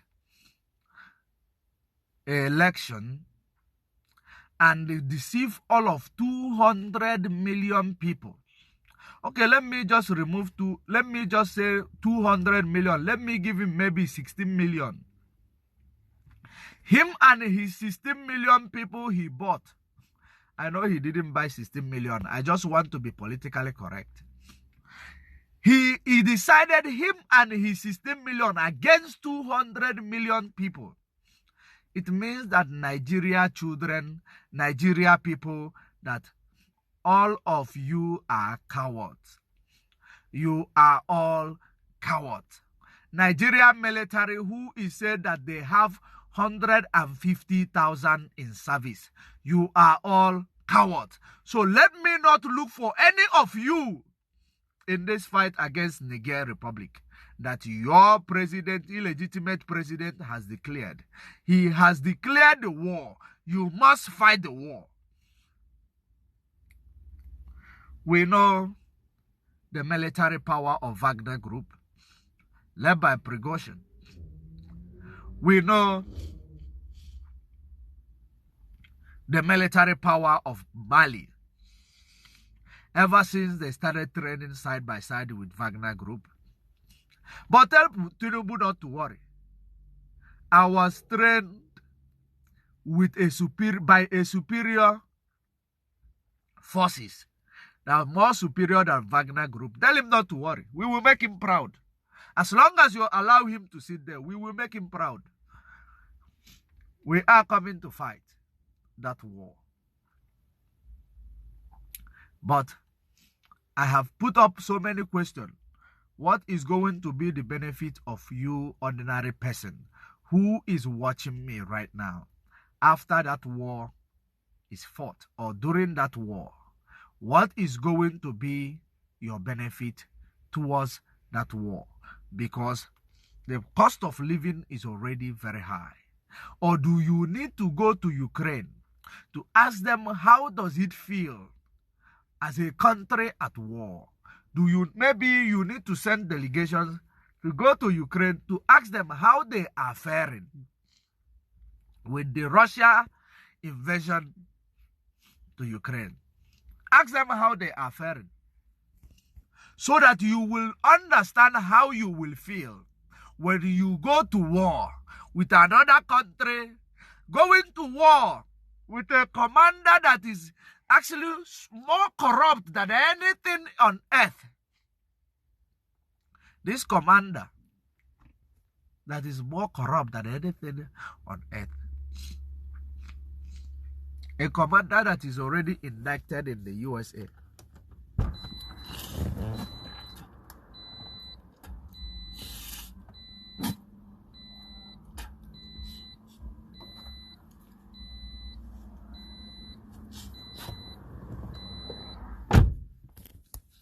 The commander that is already indicted in the USA.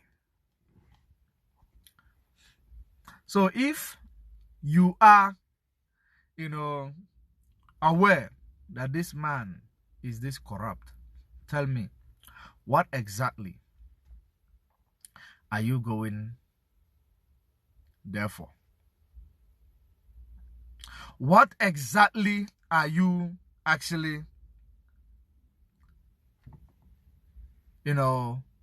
allowing him to be there to answer the commander-in-chief? And then, since you allow him, you must obey the last command given by your commander-in-chief. We know that all these Nigerian militaries, we might look at you people, you will look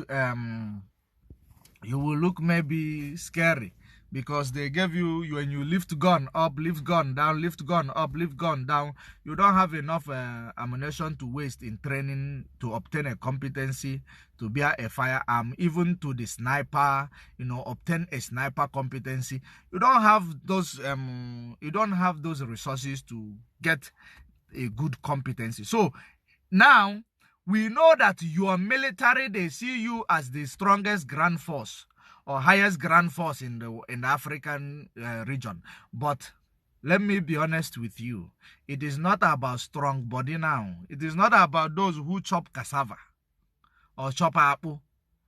It is about those now who are able to who are able to use their diplomacy.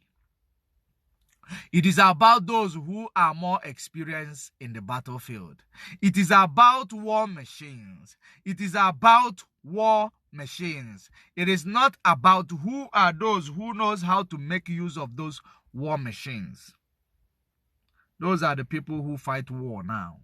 It's not about Niva Obi. You have a very broad chest, biceps. Your chest is bigger than the Kilimanjaro. It is not about that anymore. It is about those who knows how to use the military equipment. How many of them do you have?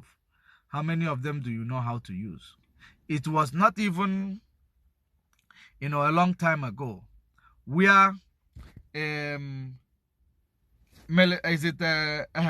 chopper, helicopter fell in the middle of the road. Helicopter fell in the middle of the road from the sky in Nigeria. Many of you saw it. The same way maybe you will be flying those military choppers and helicopters. You will find them collapsing on air. So, how sure are you? Because I know that myself, we are prepared. We're not going to use any Nigeria equipment because it is not trustworthy. It has been there. If they bring money to service those military equipment, somebody will take that money and put it in their pocket. If they now bring out money to buy military equipment. Some people will go and buy, those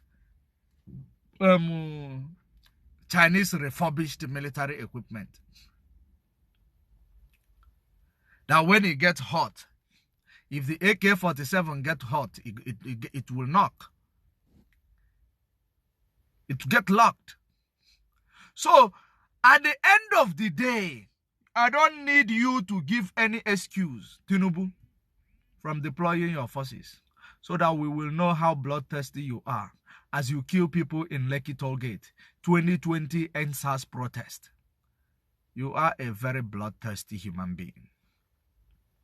And we know that ECOWAS and the AU, you people are doing this because you are scared it might happen in your own countries next. All these ECOWAS leader, anybody who is supporting this, you will know that they are evil leaders. Any leader of Africa that rise up to say, we support military intervention, we are going to do everything to make sure that, system of government that they are championing for the West, which I don't want to mention because if you mention it, they will sanction you. The system of government that they are sanctioning they are promoting on behalf of West, which is democracy,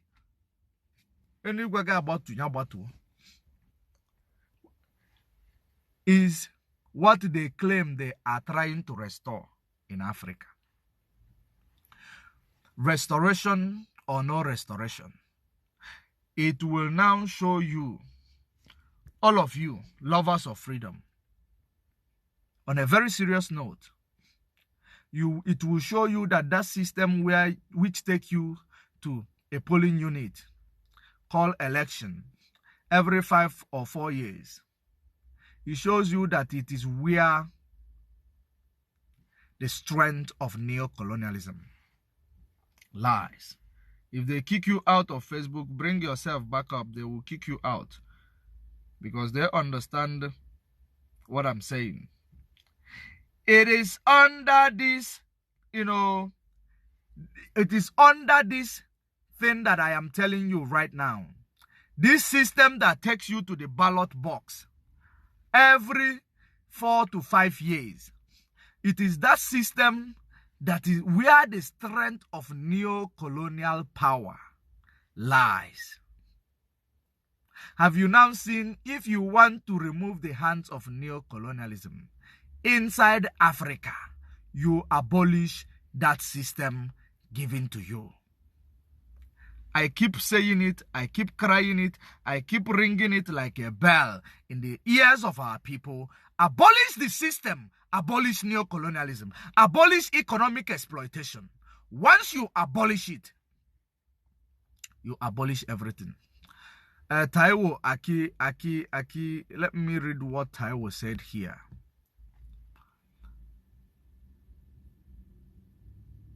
Oh, he said, okay, you are replying to... Taiwo said, Una don't see another opportunity of getting followers on Facebook. You've forgotten the unrest and killing in your eastern territory. They hijack and destroy labor. Animals leave Nigeria and go. Oh, Taiwo. Wow. Have you seen the mindset of the people you find in Nigeria? These are the type of people, when you hear them speak, you will have pity on them. He said, when I don't see another opportunity of getting followers on Facebook. Wow. Taiwo. Akim Wedu or Akim Wande. Taiwo, who is your father? Who is your father, Taiwo? Is your father from the Western country? Because if your father is from Western country, at least what you are saying here, I will understand that you are championing the generation of your father or the nations of your father. But if your father is indeed an African man,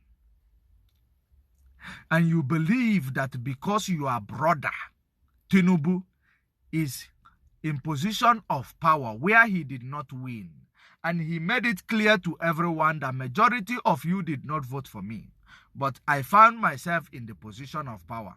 Thanks, but he is in position of power. I'm not quoting him verbatim, but he said it. A majority of you did not vote for him, but he's in the position of power because he's your brother. Maybe that is the reason why you are supporting him. Because a black man demise is all about, looking for my own tribe, being in the position of power, not looking for competency, being in the position of power. That makes you unintellectual. That makes you a sophisticated moron.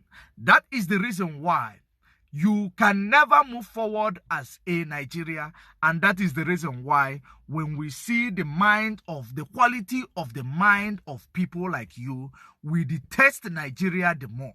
Because how can quality of mind of somebody like Taiwo help you to emancipate yourself from mental slavery? How can the quality of the mind of somebody like Taiwo Akindwande help you to solve your economic instability and stunted growth of Nigeria economy?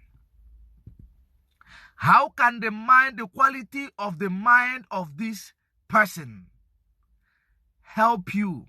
These people, let me tell you what I call this type of people. When they come in a place where human beings are gathered, you should understand that they are decoy.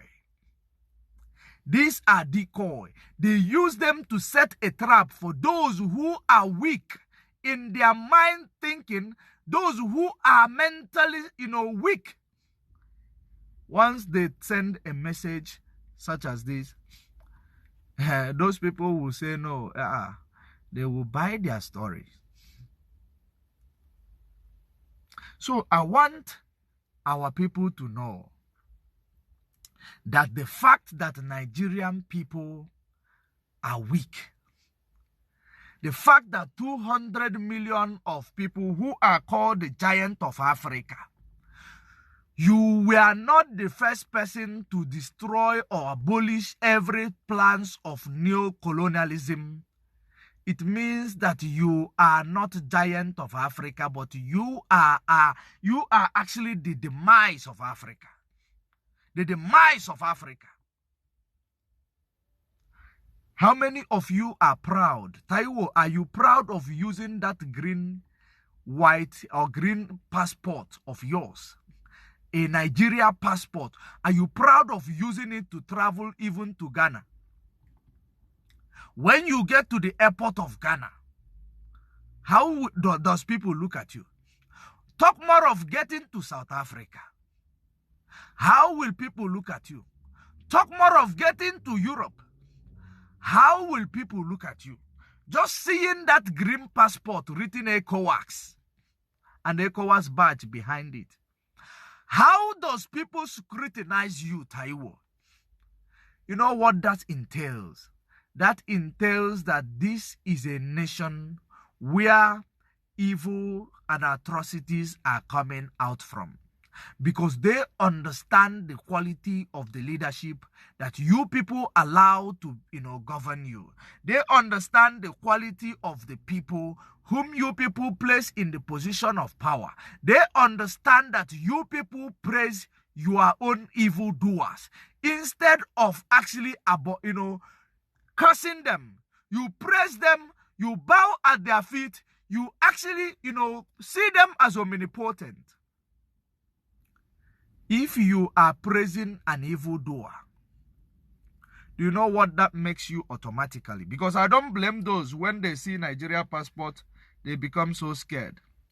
When Nigerians are praising their boogeymen, praising the people who exploit them, praising the people who kill them, even because they give them one bag of rice, they vote for them, knowing that they are not there to actually build any development or economic growth or transition you to the benefit of 4th industrial revolution or to bring a revolution in the economy of Nigeria. You know they are not going to do that. But you decided that you must vote for these people and place them in the position of leadership. Or you decided that you must actually be there in the comment section supporting those whom you did not vote for. Because I know people like you does not even go to the ballot box because you know the outcome that of the ballot box. You will not go there because you are overly wise. There is a difference between an intellectual and overly intellectual, or educated and overly educated. So you are overly wise. You know, overly wise means that you are dumb. You are very, very dumb.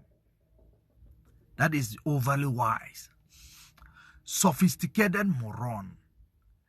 You know what is happening. You know you will not go to the polling unit to vote because you know the outcome already. If I ask you now, you did not vote for anybody, but you are here to defend him because he is your tribal man. You are here to defend your stereotype. That is exactly, what is the problem of Nigeria. Now we have asked you people, let Biafra go, so that Biafra will now be championing their cause. When we are going to the ballot box, we know that we are going there to vote a Biafra, not Fulani, who does not like Biafrans, or Yoruba, who does not like Biafra, or voting Biafra, who does not, of course, our people love everybody. That's why we come to everywhere. We go everywhere. We are free people. And the fact that being free, that Nigeria decided to exploit us because of our freeness and our open-minded personality does not mean that we will start hating people. But all we are asking for is our territorial integrity. Be on your own. We be on our own. Let us see who is doing who. Let us compete and see who is actually the problem of who in Nigeria. Because each and every time what we hear is that Igbos are the problem of Nigeria. Let us find out who is withholding who from prosperity. We have a very good plan for our people. That is the reason why we cannot tolerate any criminal who will come and tell you they are championing the cause of Biafra. Because if you look at it, there are some criminals who are telling you they have declared government in exile and they are ready to work with Russia in order to give you Biafra. Now there is a question I want to ask those Nigeria agents who is telling you they are ready to work with Russia to give you Biafra, but he's living in Finland. Let me ask you, those who say that Perima in Finland is doing something good, do you know that because of Russia, Finland that is, protecting Simon Epa, because of Russia, Finland decided to go and join a military alliance?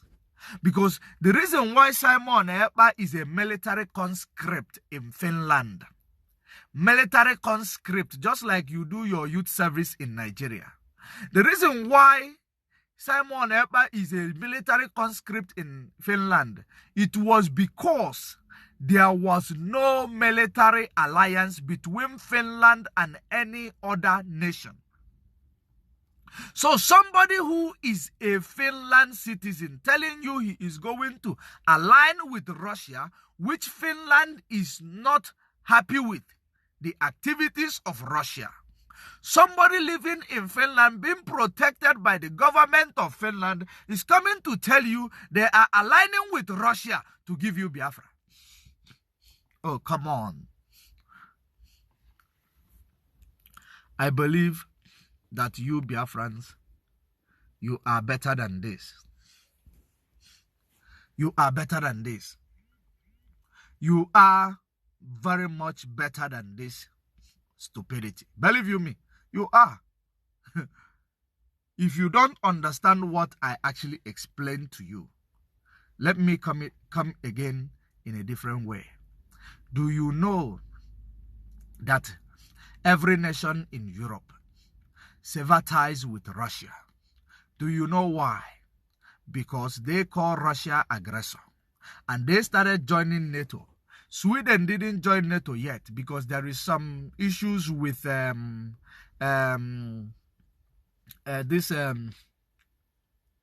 Erdogan country. Where is the Erdogan country? This country that is governed by Erdogan. There is an issue there. So all these nations like Sweden, they want to join NATO as quick as possible as well, because they are all scared that Russia the aggression might extend to their territory, to their border. Then you are telling me that somebody who told you he is a Finland military conscript. Conscript means that you get some training. You are not a serving military, so that in the time of war, like, yes, Turkey, thank you, Omos Iyamu, thank you. Turkey is one of the reasons why Sweden is not yet joining NATO. So now, because in a situation where there is a war now, the one that Tinubu is calling for Nigeria, people like a military conscript, they will also be given some military aid, or they will lend a hand to the military to fight the war. They will not be in the forefront because they are not, they are not serving militaries. They are conscript because they are inexperienced. They are inexperienced. So they will be defending with they will also be given a gun to go and die. So that is exactly what is going on.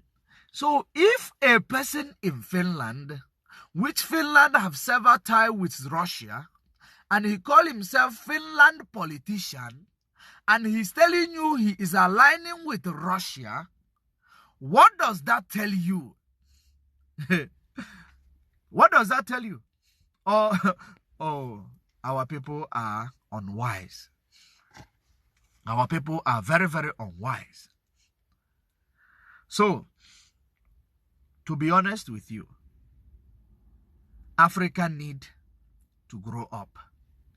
Africa people are very, very gullible, especially Nigerian people. Anybody that find themselves in Nigeria, you think, say, you be guy man, you are gullible.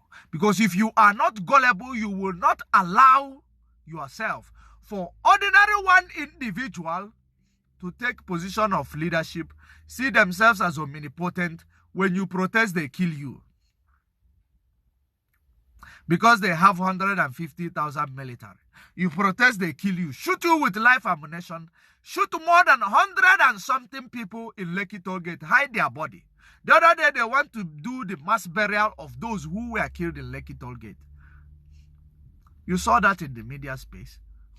And everyone is keeping quiet. AU is keeping quiet. United Nations is keeping quiet. USA here is keeping quiet. Everybody is keeping quiet. But when people decide to say, no, enough is enough with this intimidation, let us find a way to take back this power. They will start calling you, return democracy to that country immediately. Return it. It is the only thing that will help you to thrive. For you to see, for you to cripple the economic destabilization and the economic sabotage, economic exploitation, or the exploitation on your natural resources, for you to stop it. If you sabotage the system of government that you are using, called democracy, it means that you have severed ties with those that is exploiting you. Because you grant access and pass to those who will come in. When you sever ties with Britain as Nigeria today, they will no longer steal your oil. Nobody is going to steal your oil and go and sell in black market to USA, Britain, China. Nobody is going to tell you that you are going to have a subsidy or remove a subsidy, because you will activate the refineries. There is a refinery in Iguacha. You can activate it. You can re-industrialize your areas. Re-industrialize, because they de-industrialized it. So you can, only if you have the tenacity and willingness to engage. And if you don't have it, you will never win. You will continue to do, what you do the most. You cry. This government, we are waiting for 4 years, and another 4 years, they will impose another one on you. We are waiting for 4 years, another 4 years, they impose another one on you. You continue to wait for 4 years until you die. Your child will wake up and continue where you stop, waiting for another 4 years. You are going nowhere. You are going nowhere. The real reason why the West interfere with your democratic process, it is because they place their stooge. They know how to manipulate the system to place their stooge in the position of, leadership in every African countries. Not every, in most African countries. In most African countries, they know how to place their stooge there. And because they know how to place their stooge there, they will never ever allow democracy to fail in Africa. Do you or don't you believe? And that is exactly what is happening. And the most important thing that you need to understand, it is not about Tinubu. It is not about Yoruba. It is not about Hausa. It is not about Biafrans. It is not about Fulani.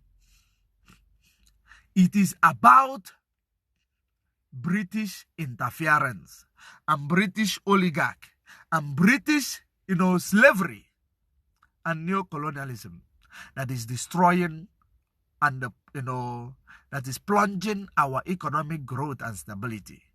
And for us to destroy this British hold, we will destroy the status quo of 1960. We will destroy the status quo of 1914. They are from the amalgamation to 1960 agreement. Will I call it Freedom Charter Agreement, or will I call it Independent Agreement? We will destroy and abolish from 1914. 100 and something years ago till to 1960, which is 64 years ago, we will abolish those status quo. We will actually go back to the drawing board. We will understand how our ancestors did it that attract this Britain to come, because it is only a ripe fruit that is on top of a tree that a child will start throwing a stone on to pluck the fruit. If we were not great, if we were not doing great for ourselves, we will not attract the eyes of the West to come in. They knew we were great. They actually, they envied our greatness. They envied our development. They envied our industries. They came, they led it, they took it, they actually stopped us, they sabotaged our own, they took it back to themselves, they revolutionized it, they came back, they actually start exploring our resources. While they have deindustrialized us, while they process these resources, they give us $11 for maybe 1 kilo. They go out there or for 1 gram. They go out there, they sell it $250, and they actually, or they manufacture it, use it to produce weapons. They use it to produce nuclear energy. Just like they have used your oil, your fossil fuel, to power their energy, to actually do their first industrial revolution. Your oil, your crude oil, your fossil fuel, do their first industrial revolution, second industrial revolution, third industrial revolution. Now it is fourth industrial revolution. By the time they get to the fourth industrial revolution, they will tell you they don't want fuel again because you own it, they don't own it. They told you now, they are now stockpiling your uranium. That is the reason why if you don't stop the West from stockpiling your uranium, they will tell you, no, we don't want any carbon emitted engine or carbon emitted anything. They don't want it anymore because they have stockpiled your uranium and you don't know how to use this uranium. They have to bring this new development to sell it back to you, what they have actually stolen from you. If you don't change your manner of approach, if you don't change what enables them to come in and exploit you, if you cannot change it, bear it in mind that in the next industrial revolution, which is less than 30 years from now, or less than 30 years from now, you will find yourself buying new technology you will find yourself looking at those resources that you claim you have, looking at it being useless, being worthless, because that is what they are planning to do right now. They are planning to make your resources to be useless and to be worthless. That is what they are planning to do. They are done with exploiting your coal for fossil fuel, for powering their coal power station that give the whole United States electricity, give the whole Europe electricity. Just like you see when Russia switch off the gas, they even Germany went back to their coal power plant. They start, polluting the climate. They don't call it pollution because they are using it. That is exactly what you saw Julius Malema, the commander, what he was saying. He said that if you want to decommission this, you decommission it and make sure nobody is actually exporting coal again. Because if you are exporting your coal and somebody is telling you don't build coal power plant to actually give you easy energy because of what you have, and they are actually importing this coal from you, importing those fossil fuel from you, making use of it, telling you no, you can't use it, it is polluting the energy, we need a greener energy, but they are stockpiling your uranium. Immediately when they finish, take all your uranium, processing it with this fossil fuel energy, they will use it to process this uranium and they stockpile it. Very soon you will hear that United States, just like they will tell you United States has, they have the highest oil reserve in the world. United States, they will tell you that the United States have the highest gold reserve, just like Britain, highest gold reserve, but they don't have gold in their country. Now very soon you will hear that United States have the highest uranium reserve in the world, which can power the nuclear energy. Uranium is used for pharmaceutical, for medical purpose. There are many things that uranium can be used for. Uranium can give you energy, power. You have electricity. Uranium is in Niger Republic, but Nigeria, who does not have electricity, is powering their own electricity. Is that not evil? Is that not the evil of the highest order? Who is fooling who here? Who did this to Africa, African people? And you look at these young people in the military, in the West Africa, from Burkina Faso to Mali, from Mali to now Niger. You look at them, you call them that they are stupid. You look at them, you call them that their self-determination is not justified. If you say that what they are doing is not justifiable, it means that you are untruthful to yourself. You are part of those exploiting your country where you are. Any African leaders who is actually planning on invading Niger Republic just to save one man, you are a criminal. You are exploiter of our people in Africa. And people must detest and hate such individuals because they are evil. They are. But I'm going to leave it here. We will watch as we are traveling now to go and help Tinubu to fight the war he is starting in Niger Republic.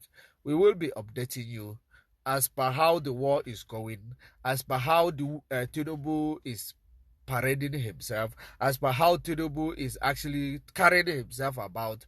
We will be updating you on what is going on there on how you are funding that war if it indeed it takes place, because this is our readiness. We don't want to fail the line of our duty. That is why we have gotten ready and we are moving. But the people of the girl, don't worry. Don't worry. Nigerians, don't worry about all this threat. Stand your ground. We are coming, but stand your ground. Make sure you don't capitulate, because they will threaten you to capitulate so that they will hand over your nation to another stooge of the West who will continue to exploit you, and they will be, improving their uranium reserve and their gold reserve coming out of your land while you don't have electricity. Don't worry. Don't be threatened by people like me. We will come, but don't be threatened. We will allow you to enter these people. We will stand as we are actually adhering to the state call, but we will allow you to enter these people. We will allow you to enter those people. George Temba say, George Temba will answer you.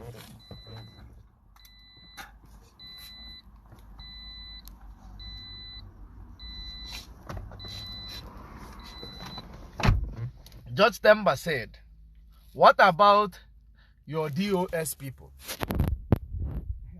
George Temba, what I told you, it is very simple. It is very simple. Anybody who is a Finland politician, anybody who is a Finland citizen, living in Finland, being protected by the sovereignty of Finland, and they tell you they are aligning with Russia to come and do something for you, that person is lying to you. It's a criminal. It is a criminal. Believe you me. Because having seen you are a Finland, a NATO. Finland is a NATO country right now. Do you know that? And you were telling us you are in the politics of Finland. You are aligning with the enemy of Finland, enemy of NATO countries. Think about it. Number one, you say, what about the DOS? Your guys. The DOS are wise. George Temba. The DOS are wise.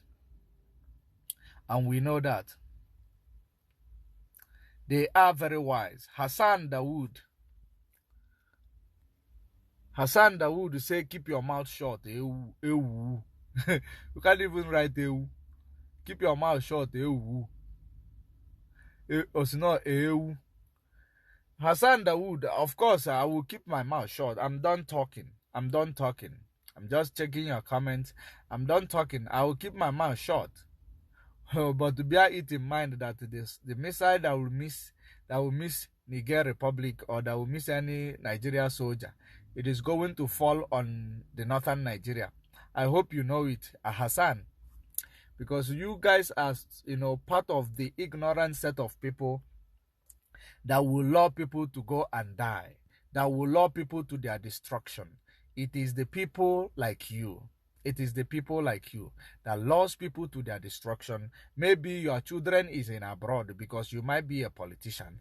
Maybe because there is no person with their humanity. There is nobody that is a Nigerian that will wake up and support the activities of Nigeria government and Fulani system, a British oligarchy. There is nobody with their rightful mentality, rightful sense. Seeing people of Nigeria dying in Sahara Desert, seeing people of Nigeria dying in Mediterranean Sea, you support the system that is making you do that. You must be a criminal. You must be a politician. Of course, if you are a politician, automatically you are a red flag, a criminal. If you are not a politician, it means that you are a sophisticated moron. You are that, those people who sell their people out for one bag of rice. You sell your destiny for one bag of rice. It is those three categories of people that I have mentioned here, or two. That is one of you. Africa are the problem of Africans. Just like the evil ones come here to talk nonsense because they enjoy suffering. Thank you very much, Omosi Yamu. Omosi Yamu. Africa is the problem of Africans. Africa is the problem of Africans. African Union is the problem of Africa. Because African Union consists of all African leaders. They are the problem of Africa. Because there is a saying that say, if the head of the water is polluted, the rest of the water, the branches of those water is going to be polluted. If the root of a tree is actually rotten, the branches are going to fall at some point because they will be infected. They will be infected. So, African leaders who make up African Union, they are the problem of Africa. And because they gave you a democratic dispensation where every 4 years you will, when that person will be exploiting you, let me tell you how it operates. They will tell you go to ballot box every 4 years. While they are exploiting you in that particular time, from the first year, second year, third year, they will say you have hope. If you can't do it, to go to the ballot box and change them. When you know that the only people that is made available for you to change them with are the same people serving the same master. So that is the reason why they will always tell you democracy is the last. Now everybody go chop breakfast, shayo. You go to shayo, they tell you every 4 years. You go to shayo, they wait for another 4 years. After all, 4 years here, we just remove him, we vote another person. The same people you are going to be voting, because the same people that are exploiting you are the same people actually financing these people that you are going to vote into the position of power. That is the reason why they cannot allow you to do away with that democracy. The earlier you understand it, the better for you. And if you understand it now, you need to lend your voice, or you need to actually find a way to, make a difference. Because these things was inculcated on us. We need to unlearn these things. We need to unlearn. We need to unlearn and understand that black on black violence, it can never enable anybody to thrive as an African. African violence against Africa will never allow anybody to thrive. So if there is a problem between you two, if it is a land dispute, divide that land. Take your own, I take my own. If it is because you have a problem in the border, build a wall there. Be on your own, I be on my own. If it is because you were amalgamated by British Flora Shaw and the Lord Lugard, break the amalgamation. Let these three regions go their separate ways. And you build a multilateral relationship that will enable you people to actually still do, business the way you are doing it without nobody knowing that this is 3 different nations. It is still obtainable. It is doable. So those things that is not working, why can't we try to look for a solution to it? Why is your leader in denial of the fact that the democracy has dealt with us? Democracy has dealt with us. It has never helped any African nation to thrive. Do you have democracy in Arab nation?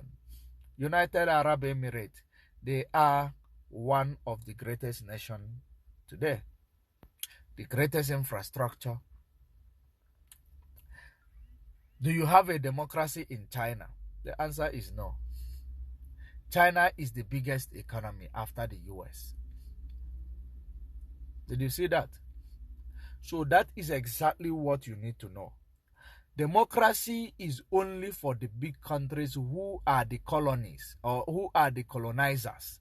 Democracy is the colonizers. Democracy is very, very expensive, that you must have a country that you are exploiting in order to actually, furnish your democracy. That is the reason why democracy is working for the West, because the West is exploiting Africa and other nations in order to, be able to solve their democratic problem.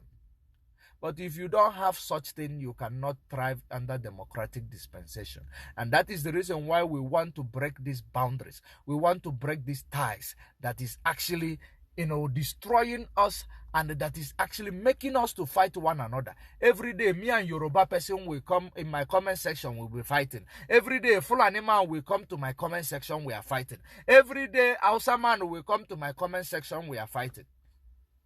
Why? Because we are actually acting as one. We are acting to be one when there is no oneness here. When there is no oneness here. And the only thing that will make us to appreciate a relationship between us is having our various territorial integrity. Then we will appreciate the relationship between us. I am telling you the honest truth. If you want the people of that region called Nigeria today to appreciate the relationship between these three regions, three of these geopolitical region, is grant each and every region their territorial integrity. Let them manage their resources. Let them be on their own. Let them be their own government. Let them make their own decision. Let them form their own alliance. Let them build their own country, which is granting them their sovereignty integrity. Let them manage their own things. Make them a nation. Make three of them nations. Then you will appreciate the fact that if a Yoruba man come from Oduduwa nation to visit you in Biafra land, you will come to the realization, the respect, the love, and everything. But as long as we are still in this so-called one Nigeria created by Britain, and we are still under British oligarch, we will never love each other. Because one thing you need to know, you see, if you see siblings who are fighting all the time, because when they put the food for them to eat together, it does not mean they don't love each other, but they can never eat together because one eats faster than the other one. So the other one feels cheated. The only way to solve that problem, it is to now bring two plates. Tell this sibling, this is yours, this is yours. To solve this problem of fighting each and every time you want to eat. So now, it will not take away the fact that they are siblings. Because now you have removed that thing that makes them fight. And the integrity. Let me tell you, Diak Khalifa, you say unity is the only solution, not division. Let me tell you, I have given you a very, important example, analogy, which is if you find two siblings, when they eat together, they fight because one is eating faster than one. What do you do in order to stop that fight? Does not mean that you giving them two plates, does not mean that you are dividing them from being brothers, but you are making people to, to assess the ownership of what they are given. You are actually solving the problem that is bringing that fight at all time. You are not dividing them from being siblings. That is the reason why each and every time we talk about unity in Africa, we should understand that unity can come, but sovereignty, integrity still stands. Unity is all about having something like open border policy, multilateral relationship. That is unity we are talking about. We have one central government of Africa that we will actually give tax to. Africa will run like a true federal nation. But among that, every nation, everybody respect each other's territorial integrity. But we have a free trade zone, movement of goods and services freely through the border post. We have border posts connected through railway stations. We can do that. But in as much as this eating together, eating together in the name of unity, finding, it is not going to solve the problem of Africa. Africa, we are tribalistic in nature. That is the reason why, if you go back to my post yesterday, it is scattered because they don't want us to talk about democracy. If you go back to that post, I talk about we're in a situation whereby, Africa is seen as one family. Africa might be one family, but they have different surname, meaning that Africa have different agenda, different culture. So you cannot actually, if you bring about this type of unity that you are preaching right now, because I understand you perfectly, the reason why Europe's are doing well, Europe were under the Italian, what do you call it, this type of Constantine. During the time of Constantine, European, they were still under Roman Empire. Europe was once under Roman Empire. Do you know that? But they discovered that they have some differences amongst them. There were movement of people. There were introduction of different people now. We have to now separate ourselves. Now we make it easy for free movement of goods and services. We have one, what they call the World Bank, or they come to a resolution that they will have their own territorial integrity. For lack of a better word, they have their own territorial integrity, but does not remove the fact that there is a movement of goods and movement of people, goods and services through the train railway station, through the train railway tracks, without interference.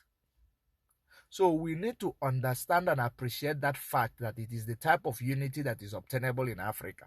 No matter how sentimental you want to be about it, it is the type of unity that will be obtained in Africa.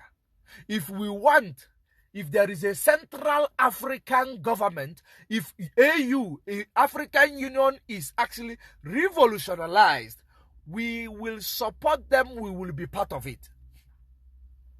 But for now, that plate of food that is making us to fight, let us divide it among us, so that I won't feel like you are eating faster than me. Therefore, you are eating the food, because some people are fast, some people are slow. So it is up to you to know who is slow like you, that you will be able to deal with, who understand your slow speed, that you will be able to work with. This thing of African unity, if we don't understand it in this aspect, believe you me, we will preach African unity in the next, 2 centuries. It will never come. It will never come. African unity, you see the way European Union is, that is the way we will achieve our unity. Opening border for goods and services, logistics, to actually free movement of goods and services, free trade. And we have central government, does not make you not to be a sovereign nation. You are a sovereign nation, but we have central government called African Union, African military, that if there is any problem in Africa, those African military will intervene. That is the type of African Union, African unity that we will achieve. Other than that, believe you me, it is infiltrated. You see, these people who will be preaching to you African unity without understanding the fact or appreciating the fact that what makes us fight is tribalistic nature of African people. So you lock them up in their tribal, problem. You block them off. Give them their territorial integrity so that they practice their tribal, tribe there and their culture there. You put this there, you put that there, you form a central government where all of us are meeting like leaders. We come there to discuss what will allow Africa to grow, what will actually bring the demise of this excesses coming from the Western world or coming from the Eastern world, coming from the global north. So what is that is where we are going to actually sit to diversify our problem. There is diversity in every country, including Europe. Okay, there is diversity. I agree with you. There is diversity in every country, including Europe. But in Africa, Africa is a motherland. Africa is where civilization began. Africa is where migration began.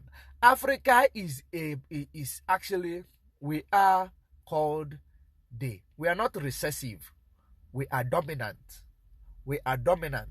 So since we are dominant, there is something in us that made us tribalistic in nature. It is our dominant trait, dominant nature of our Africa. So you see, Europeans, they have their own differences, but their culture is almost one. That is something you must understand. Their culture is almost one. Our culture is different. There is this different type of cultures that is practiced in Africa. In Europe, they have almost one culture in every corner, nooks and cranny of Europe. The same thing in the USA. They accept this American Africa. Those American Africa, they might be discovering their own culture or origin, even though they have blended into the white man culture. That is the reason why they are able to thrive, because the white man culture is suppressing the American African culture that is there. So there has to be a sacrifice. So if the black man decide to wake up in USA today and say that, no, we don't want these people to suppress us, it leads you to war. So in Europe, they have a similar culture. That's why they were able to bring us religion. They were able to bring us this Christianity, because they agreed in it. It is one thing they have, and they know that it is the only thing that they will bring to us. When they bring it to us, they will use it to colonize us. So that is exactly what one problem we have. It is not the way, that you do your culture that I do my culture. It is not the way you do your culture. You do your marriage that I do my culture. In my own culture, when we are getting married, we will do what is called traditional marriage. And we do what we call Ikwugwisi and the Ogobia Malobe. You go and know your husband, your in-laws' house. But it is not like that in some cultures of people living in the SADC region of Africa. In that region, SADC region of Africa, they have their own ways of doing such things. But in Europe, they have one way, which is white wedding, which we have adopted. They become the dominant threat. We become recessive, because we have discontinued from our heritage. And that is exactly the reason why we are suffering. We discontinued from our heritage, and they impose their own heritage on us, and they are using it to manipulate and control us. So our heritage is actually going back and understanding whom you are actually having things in common with. You be with that person. The other ones, they understand who they have things in common with. You be with that person. Let me tell you, let me be honest with you. If Britain saw that Nigeria, that region that they call Nigeria today, if they notice that the amalgamation is going to help Nigeria to become a greater nation, they will never bring the amalgamation of two different regions together. But they know that the amalgamation is the demise of such people. So that is the reason why they introduce such amalgamation. And that amalgamation is what we are trying to abolish. If we abolish it, that means there will be competition among us. Not now looking for, it is my tribe that is going to be the leader. Even if your tribal man is a criminal, yet you want him to be in the leadership position. Even if it hasn't come to that extent in some nations of Africa, it will still go there to that extent. You will understand it. It is colonial agenda. It is colonial agenda. There is nothing a black man wants than to have ownership, to feel ownership of what they own. If they deprive you of that ownership, it means you are no longer dominant threat. You are now recessive. The reason why I am using this for you is that in Biafra land we have our resources, which is the heartbeat of Nigeria. We have oil and gas, natural gas. Among other resources, we have Tidore, we have others that is not discovered yet. And this oil is actually used by the northern Nigeria, Arewas, using it and running this defunct economy of Nigeria, where the Western people are benefiting more than Nigeria. Nigeria creator is benefiting more than Nigeria. Then the crumbs goes to these same people who were given charge to handle police and army. And they think they are doing it. Their people are dying. Terrorists is ravaging their people. There is no political will to curb the menace of terrorist attack. There is no political will to build hospital. Hospital is dilapidated. Schools, you find children sitting on top of bricks in order to do schooling. People are dying because there is no injection in the hospital. You have to buy them. Everything they will use to do anything on you in the hospital, you have to buy them from quack chemist, from unlicensed chemist. Now, having seen that, you ask yourself, what am I doing with this type of people who does not like civilization? What am I doing with this type of people who does not understand the evolving of the world? That the world is evolving. That the world, you move with the time. That the world is moving. You move the same pace as others. They are stuck. They allow themselves to be manipulated because they were given the charge to police and army. They tell you don't kill terrorists. Negotiate with them. And these same people agree with don't kill terrorists that is killing your own people. Negotiate with them. And because they come to your land, they are taking every resources that you own in your land to do all this charity work in the West. When your people are suffering, your land is getting polluted for the exploration of this oil. Nobody is compensating you for that. You don't have hospital, you don't have good road, you don't have any infrastructure, no embassy in your land. Where the heartbeat of Nigeria economy is coming from, where the primary GDP is coming from. Now, a gold is discovered in Zamfara State. Uranium is discovered in the north, even in the west.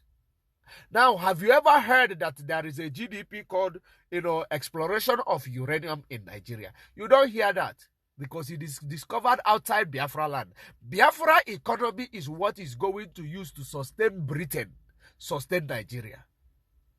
And our people are dying in Mediterranean Sea, trying to cross over to go to another country. And our people are actually in South Africa, doing anything that they will do to make money. We don't want that for our people. Our people are actually in every place, even China, doing anything to survive.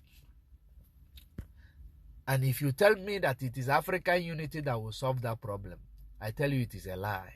Because it is the unity, forceful unity of Nigeria that brought about that problem.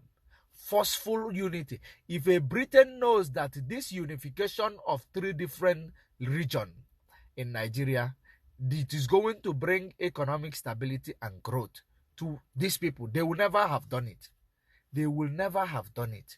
They did it knowing that these tribal differences, religious differences, is going to continuously plunge our economic growth and our, infrastructural development. and our mind to understand who is the problem. Because we will be fighting each other, believing that it is ourselves that is the problem, not knowing that the problem is coming from those who created Nigeria. But we are here killing ourselves. In the time of old, when Abraham and his brother, they were fighting for a land. And this land, Abraham said to his brother, instead of us continuously killing ourselves, let's just go this way, I go that way. If you go north, I go. If you go east, I go south. I go west. If you go east, I go west. It is in the Bible, in the book of Genesis, maybe Genesis 17. If you go east, I go west. So that we will stop killing each other for the sake of this. If your hand will lead you to problem, cut it off. So the amalgamation of Nigeria had led to so many people losing their lives. Why can't we revisit that amalgamation that was done by a white man? European initiative, a black man is living on it. A dominant threat is actually being controlled by a recessive threat. What does that tell you? We have failed as people of Africa. We cannot continue to be living in the initiative of a white man, because that makes us a slave and the subject of the white man. We are coming out. And that is the reason why Biafra restoration is a task that must be done. And it is not division in Africa. It is actually going to be emancipation and liberation of people and saving people's lives. That is what we are doing. We are still Africa. We champion the cause of Africa. That is the reason why you see me defending our people in Niger Republic, because they have taken a bold step to do what they did. Because that man there was placed there by Macron, by US, so that they will continue to exploit them. They have done well. They didn't kill anybody. They just removed him.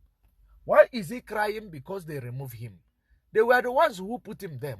So why wouldn't they remove him? They have the power to remove him. Since he doesn't want to come down, they force him down. Why did they not cry? There was a time there was a military coup in Zimbabwe. Why did African Union and all these people, why did they not cry to go and fight there?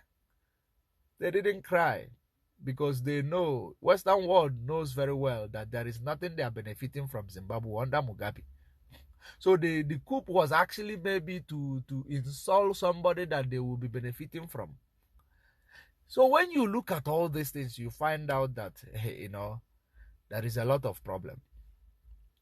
Territorial integrity must be actually reserved. And the free trade agreement must be signed. Open border for movement of goods and services. If you sign it, that is the African unity we are looking for. Then we revitalize African Union. Give them, give them more resources. Give them military for any military intervention, like they have European Union. So let us not be running speed to say we will have the unification of Africa is all about making Africa one country. You can never make Africa one country unless if you want this black on black violence to actually escalate to the highest order. Who is going to govern? Ordinary Pan-African movement. They started fighting themselves for selecting of who is going to lead Pan-African movement. I believe in 2018. Was it in 2018? Yes, 2020. In 2020. In 2020, Pan-African Parliament, we are fighting themselves, even feasting themselves. There was a fight. There was a physical fight in Pan-African Parliament. They say that people from the West Africa have been the leader. It is now the people from the SADC region that need to be the leader. So it is actually, is it the type of fight you want to fight? People are already killing each other inside their small country for the sake of politics. Who is going to be the leader? Then you now want to have one leader in Africa. Are you mad? It will not go well. We have our cultural differences. We need to understand it as we are preaching African unification. We must understand the trajectories. Until we meet again, stay safe and stay informed. Thank you very much for joining us. We might be here tomorrow again by this time. Until we meet again, shalom. Have a great week ahead of you. Bye for now. I still remain your mouthpiece, your humble servant, Judge Money. One love.